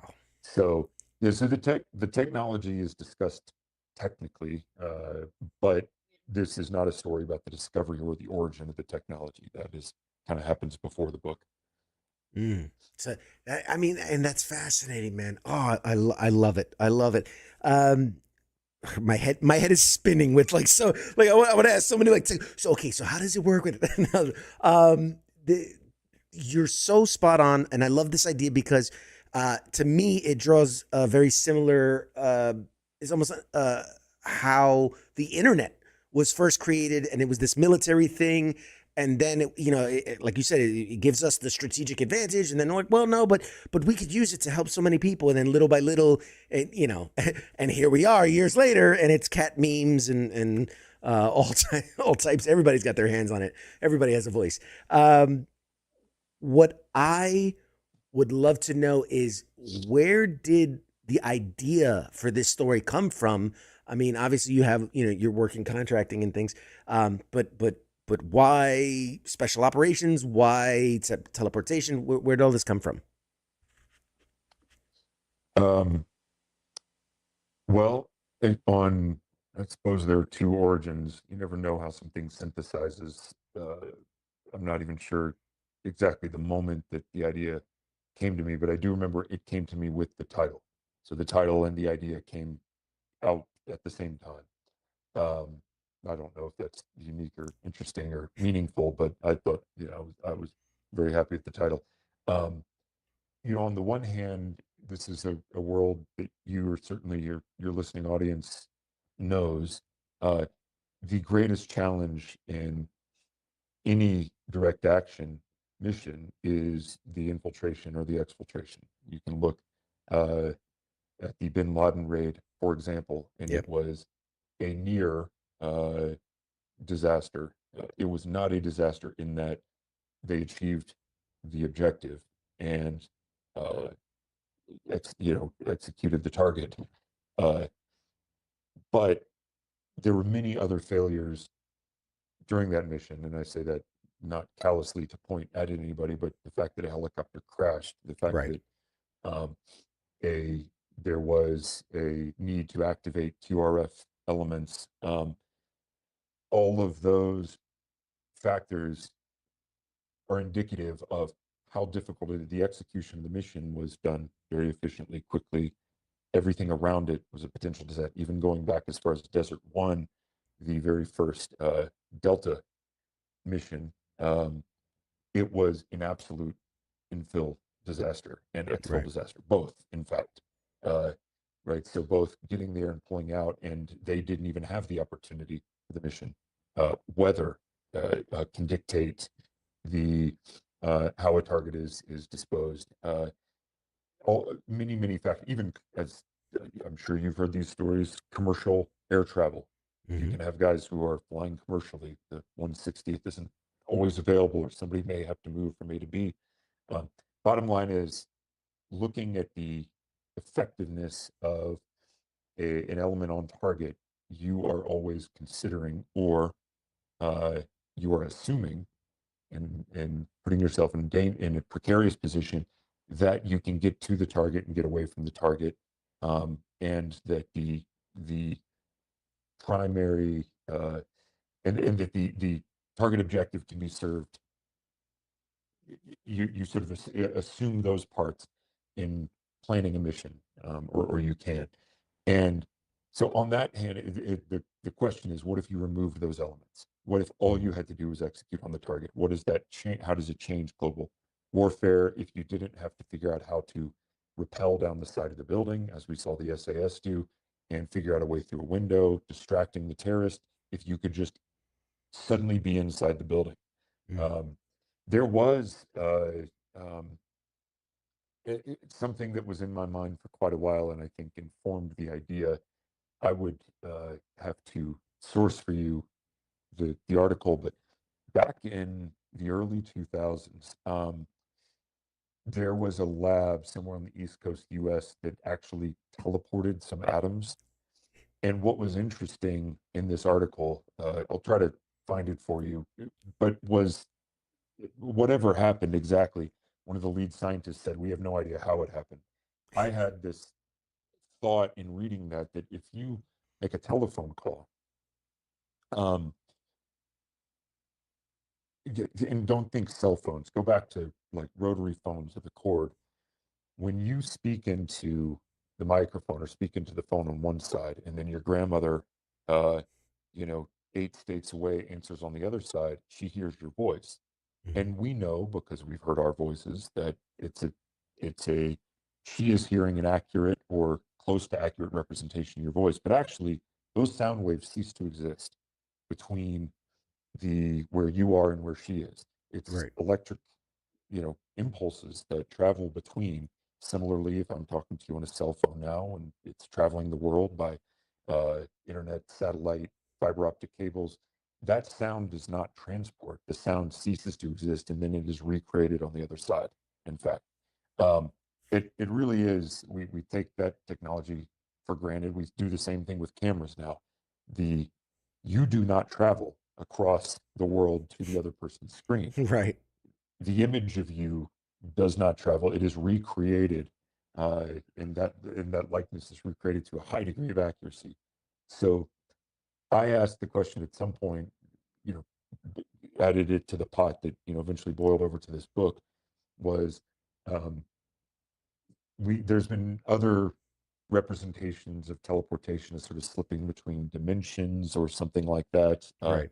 In the X-Men comics, which I presume you read, Nightcrawler went to I think he went like to the underworld, right? Like Right. there Yeah. was It's like always a. the smell of sulfur and bamf Yep. that came out. So, um, but the idea that you are the idea to me that you can make a sound disappear in one place. It is made, it ceases to exist, and it is recreated somewhere else with incredible accuracy.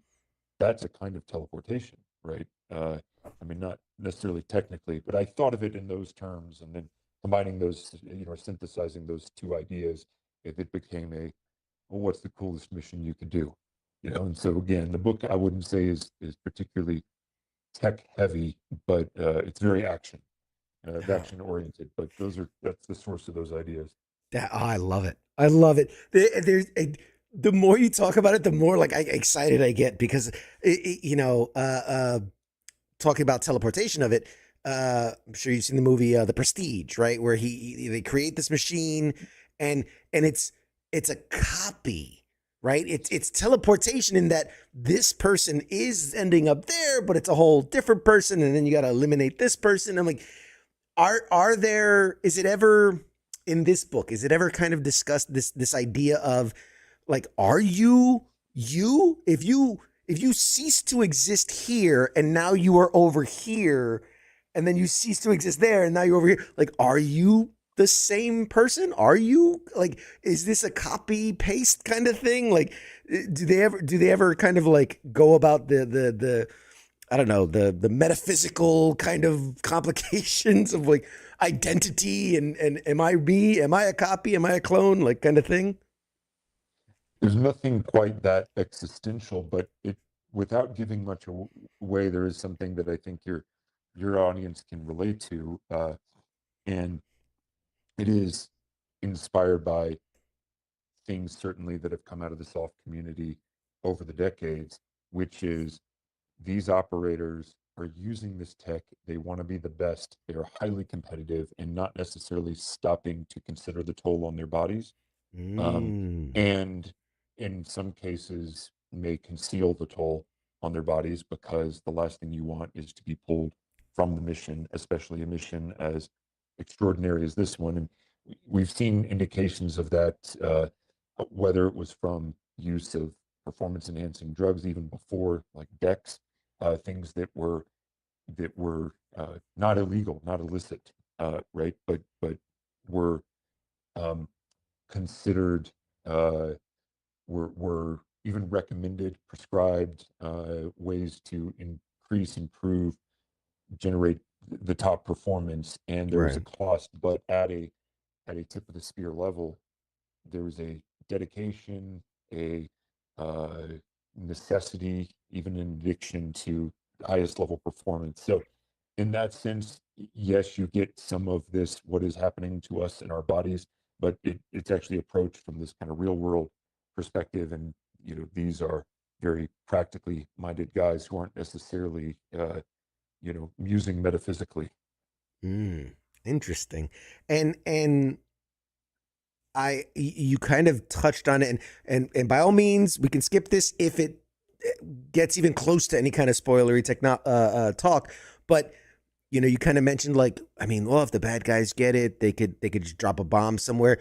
I mean, is that something where I mean, look at the real world today. We have there's missiles, and then there's interceptors, and these different things. Is that a situation where the military kind of goes like, maybe we can just take care of this problem by, just shipping them a bomb, instantly, some Amazon 2-day delivery here, instant delivery bomb. Or do they use it just solely for troops to kind of get in there? At this stage and in this volume, things may change a little bit in the sequel, but in this volume, it is only the direct action teams who are getting access to this technology in the same way that, again, as we all know, first operational detachment, Delta they got the top tech, the first tech, before anyone else even knew it existed in some cases, everything but a lightsaber, and that we know of. Right. But and that's again, there's explanation for why that would be the only use of the technology. They put their hand up first and highest and said, there are things we need to do with it, wars we need to win, and we have the ability to do this in clandestine fashion. And if you see, there's literally like a prop room before they go on their missions. Do they need to dress locally? Do they need to carry local kit? Is this a NATO round country? Is it not? Can we, these things are all considered because they want this technology to be invisible. Now, that said, there is an element that is evoked a little bit, at least, which is in if you think, and this is fascinating to me, I actually thought a little bit about how to integrate this storyline into a time travel book. So something else specifically for you, the audience of one, Just me. just for you. If i- if you think of the Manhattan Project, if you've ever read the books Mhm. around it or watched, the movie, the Christopher Nolan movie, um, it was one of the most, if not the most ambitious undertaking, technically, scientifically, um, and from a human resource perspective, government resource perspective. And on one side of the coin, one would assume this is completely impossible to replicate.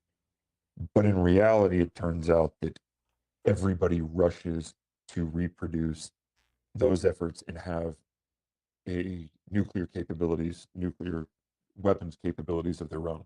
Yeah. And it is far easier than we would think. Once somebody cracks it, everybody else is quickly in line, to the point where our entire global effort becomes oriented around stopping the, you know, the dissemination, the reproduction of that technology. So in the case of the Red Rovers technology, this fictional technology, I think you would ask the same question. Uh, if we've cracked it, surely everyone else can crack it. And what happens at that point? Yeah. We don't quite go all the way there, but it is I guess you could say, a specter, that's a shadow that is cast over the operations. No, I love the idea of that. a few years ago when you'd say chat GPT about something, people are, what was that? I don't, what was this? What is it? And now everybody has their own built-in AI, right? It's like they cracked it first, boom, everybody, there's going to be a copy of it. So that makes all the sense in the world that, okay, these guys have cracked it. That means it's doable. And given the right circumstances, someone else could. And you even look too at, for example, night vision, which was a game changer in terms of Yep.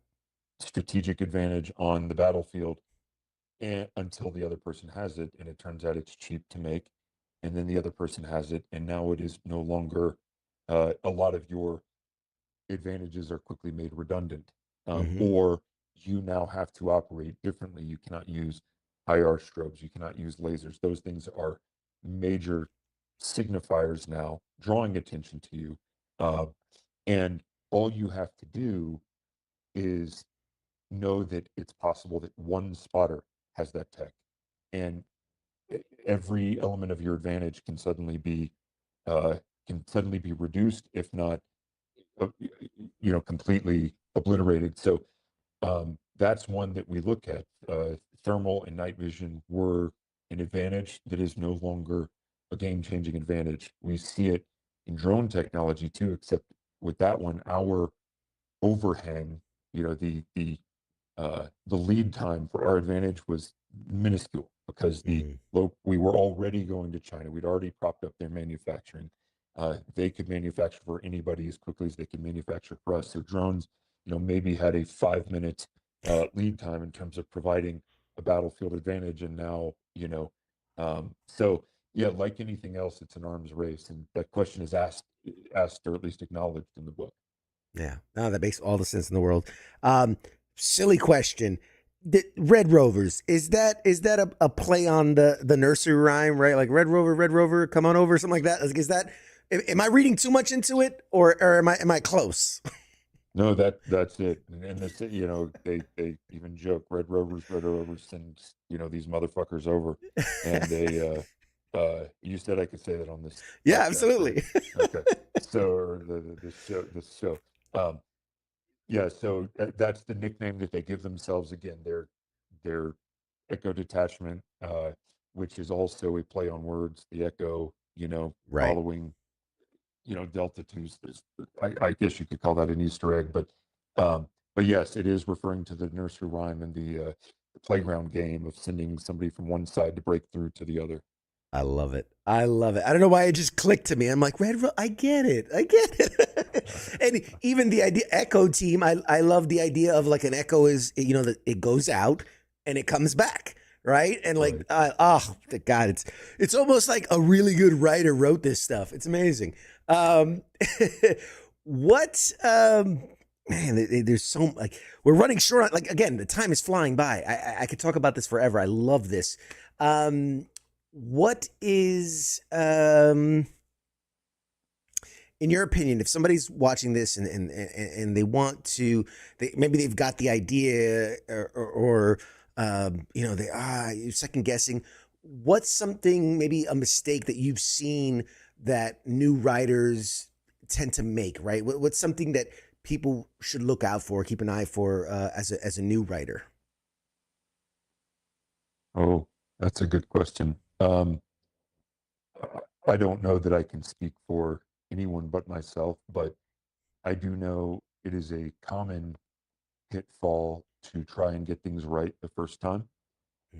If you are concerned about getting, even if it's just this sentence, even if it's spelling this word right, you will slow yourself down to such a degree that you will never get to the end, in my opinion. You can't, because the reality is there is no getting it right the first time. So the best thing to do is just get through the draft. And the second bit of advice may be that as soon as you get through the draft, this is not a child that you just gave birth to. There's nothing precious about this. No one cares about it but you, and it may be something you need to let die. So the point, be willing to have a healthy perspective when you get to the end of something, and let go of it a little bit, and either it will come back to you, and you will continue to work it into something worthwhile, or you will look back and say, what the hell was I thinking writing this to begin with? And whatever you learned, you can bring into the next thing.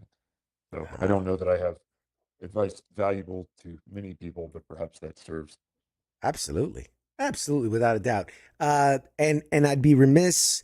Obviously, this is a show where we do talk about movies and TV and things, and adaptations are a huge part of that. And nowadays, with content being the way it is, everything is getting adapted for everything. If this were to be adapted into a movie, a series, whatever, what is that in your head? Because I imagine as the writer, you're seeing this in your head as you're writing it. So does it make more sense, you think, for a movie, a series? Well, What kind of? there's Go ahead. it's already proceeding towards a feature film. So it's I suppose I can say there's a script written. I think it was actually announced, but I could be wrong. Um, so there is a great screenwriter who adapted it. I greatly enjoyed the screenplay, which I suppose is a good sign. So I personally could see it being both a movie and a show, but right now it is proceeding towards a feature film, and probably, to the extent that I have knowledge of these things, a fairly big budget one. Um, Wow.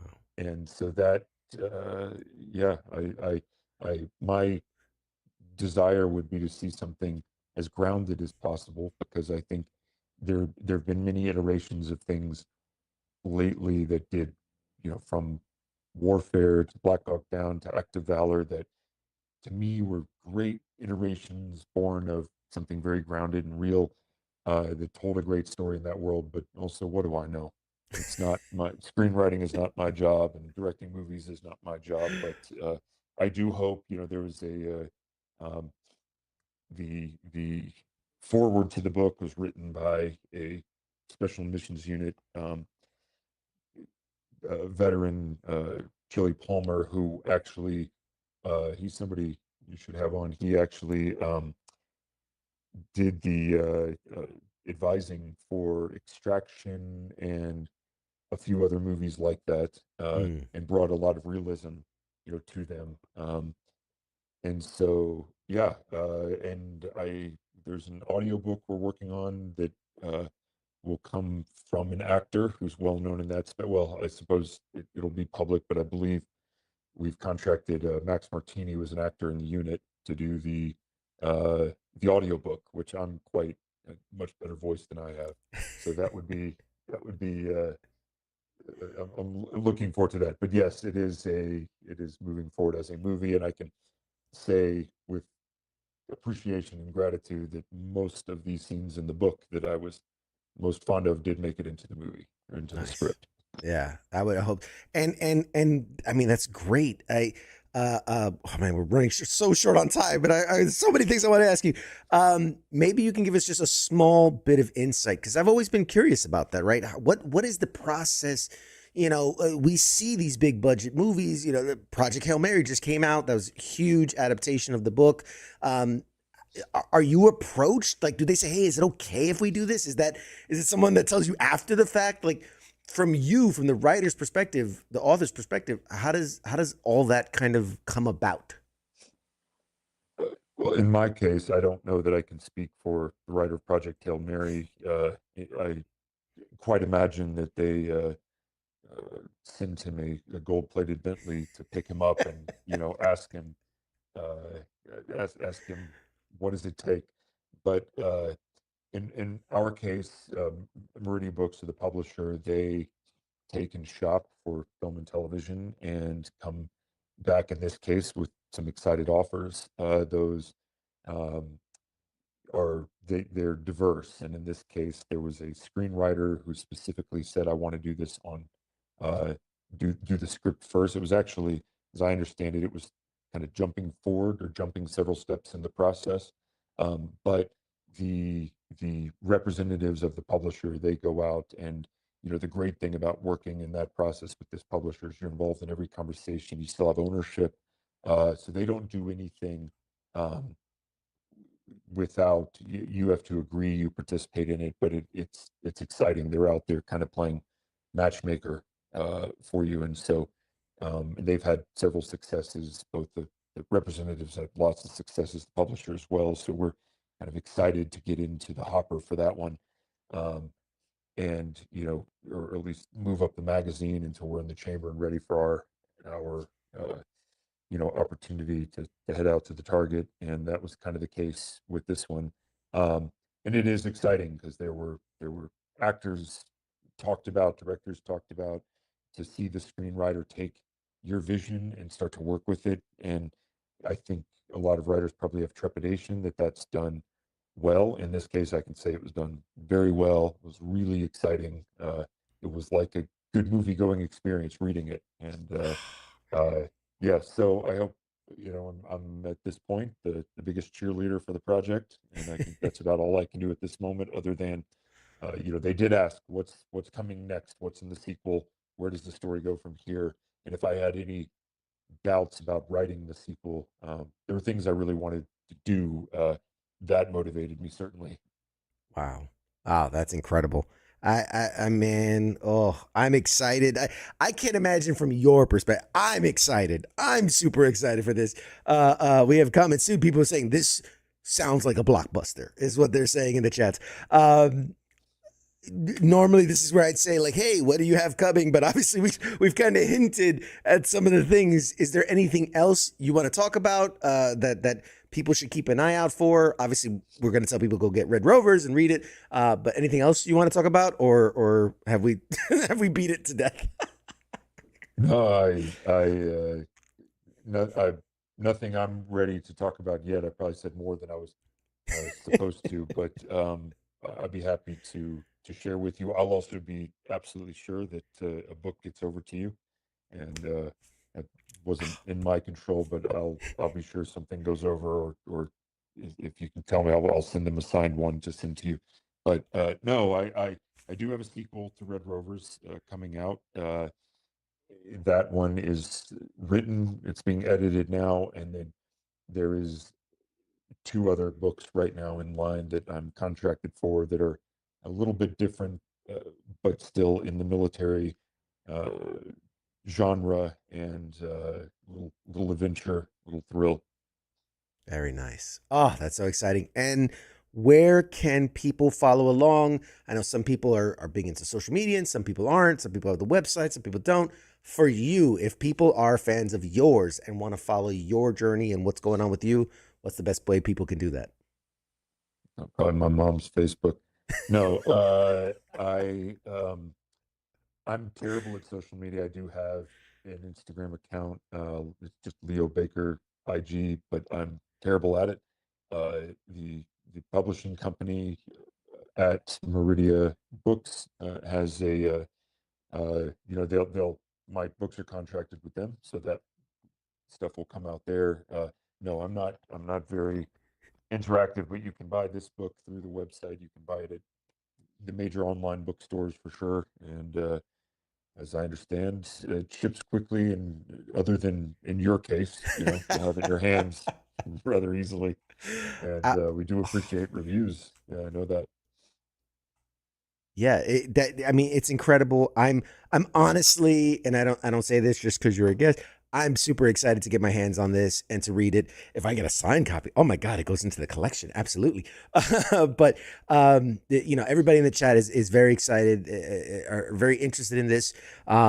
We got to have you back when the sequel's ready, when the screenplay comes out, when they cast the movie. We got to get you back and talk more about it. But I just want to say thank you so much for your time tonight. I kept you way longer than I intended to, but this was such a fun conversation, and I'm so thrilled for this universe. I hope it spans a trilogy of trilogies, and because I think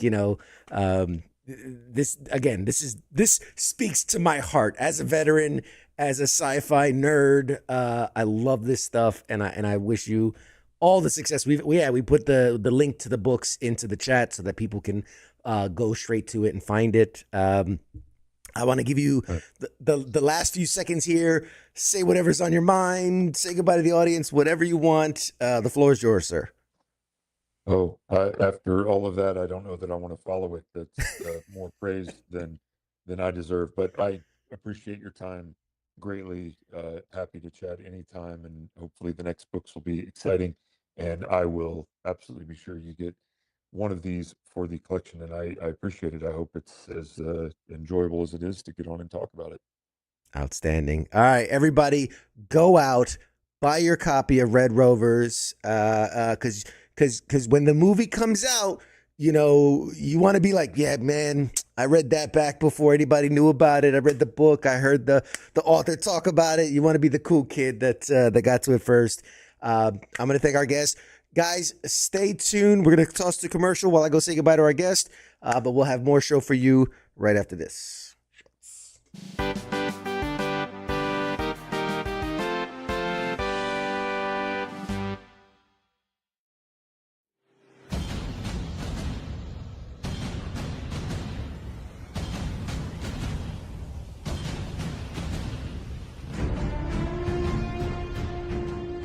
Hey, you there?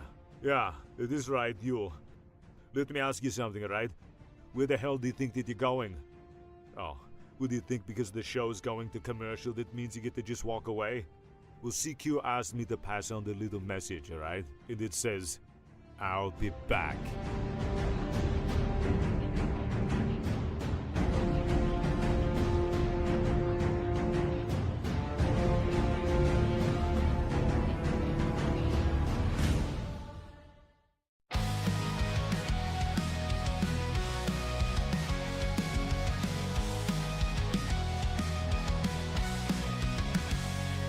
In the shadows of the city bright, where heroes rise and take the fight, there's a voice that breaks the night. It's CQ with the insight. From the comics to the silver screens, talking legends and those crazy scenes, pop culture trends and hidden themes. CQ reveals what it all means.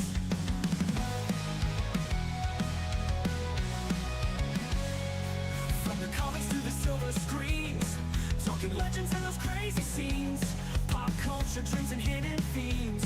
CQ reveals what it all means. Pop culture warrior here to ignite, guiding through the tales of light, with CQ leading the charge so bright. We're ready for another flight. Pop culture warrior here to ignite, guiding through the tales of light, with CQ leading the charge so bright. We're ready for another flight.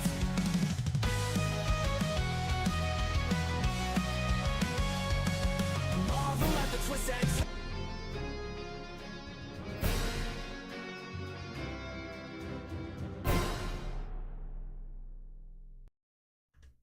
Hey, we're back. Oh my God. I'm so jazzed up. Oh, man. Jesus Christ. I get so excited. Leo Baker's such a cool dude. So chill, so down to earth.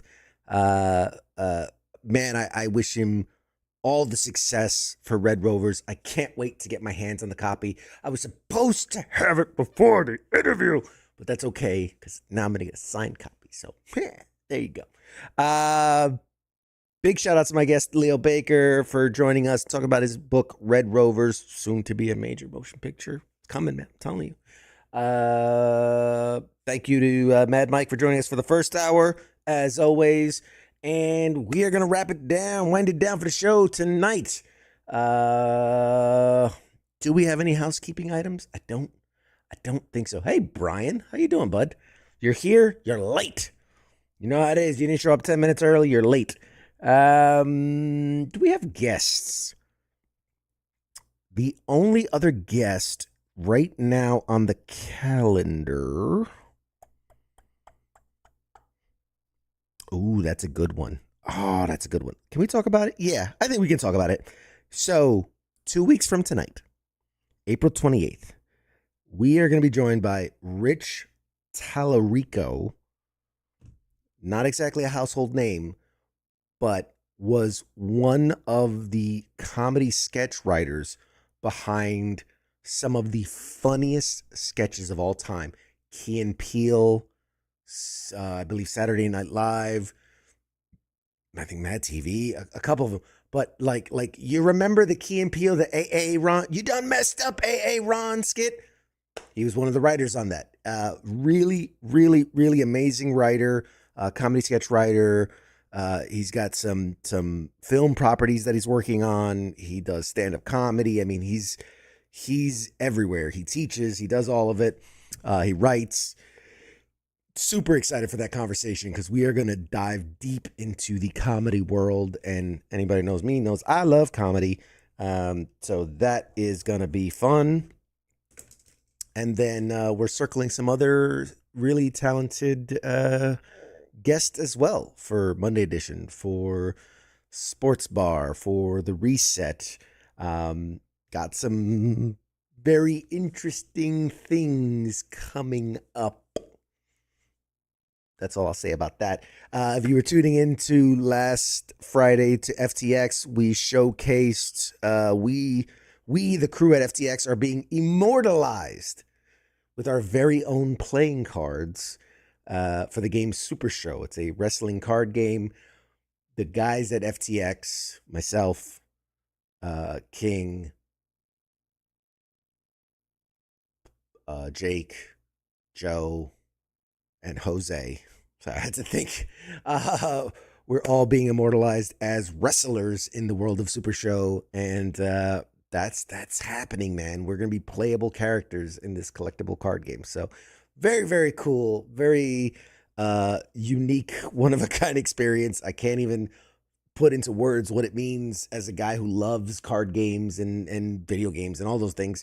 To be a character in a wrestling card game is not something I ever thought I'd say, but if it's something that people are interested in too, maybe we make it a thing you can buy. You know what I mean? It's right now it's going to be a very limited edition collectible item, but if there's enough demand for it, we'll make a WTF Nation Radio collector box with cards. I don't know. We'll figure that out. But for now, tune into all the other shows. We got a lot going around here at WTF Nation Radio, starting your week on Sundays with the Reset at noon. That's Dr. J's show. All your mental health questions, needs, answers, wants, desires, it's all there at the Reset. Reset your week. Reset your week off on the right foot with the Reset with Dr. J. Sundays at noon. King and Me and Monday edition on Monday nights. Pop Culture Warriors here on Tuesdays. Smoke Pit on a small break, but we're coming back with something new very soon on Wednesday nights, and the Sports Bar as well on Wednesdays. Thursdays is Sergeant's Time. Bear with Ice as he's going through his changes. That sounds terrible. He's going through some changes. So there'll be a mix of lives and pre-records for Sergeant's Time, but you're still going to get your content every other Friday night right here in the CQ studios. We're having FTX, your in-game person-to-person tabletop gaming experience. And then Saturdays, weekend co-ops with Nemo, where he plays some fun cooperative video games. And you can, it's one of the cool ones because you can really kind of be part of the experience on weekend co-ops. You can, depending on the games he's playing, you can hop in and play with him. We also have a Discord channel. Check out our Discord channel, WTF Nation Radio on Discord. It's a really fun place to stay and talk and shoot the shit with hosts and other viewers between shows. We put out announcements. We do giveaways there. We try to keep it lively. We try to keep it lively between shows. It's a fun place to be a part of.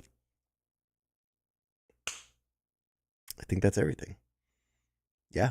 Follow us on Facebook. Make sure you like, follow, subscribe, post a comment, share. I don't know. All the buttons. Whatever the buttons are on the platform you are watching, push them all. In fact, if you hit all the buttons, pretty sure something amazing happens. So there you go. Do that. All right, guys. Thank you so much for hanging out with us tonight on Pop Culture Warrior. We'll be back next week with more amazing pop culture news, stories, shares, our takes, our hot takes and whatnots, and all the greatest in what's happening in pop culture and interviews galore. Thank you for watching. Appreciate y'all. We'll see you next week. Shots.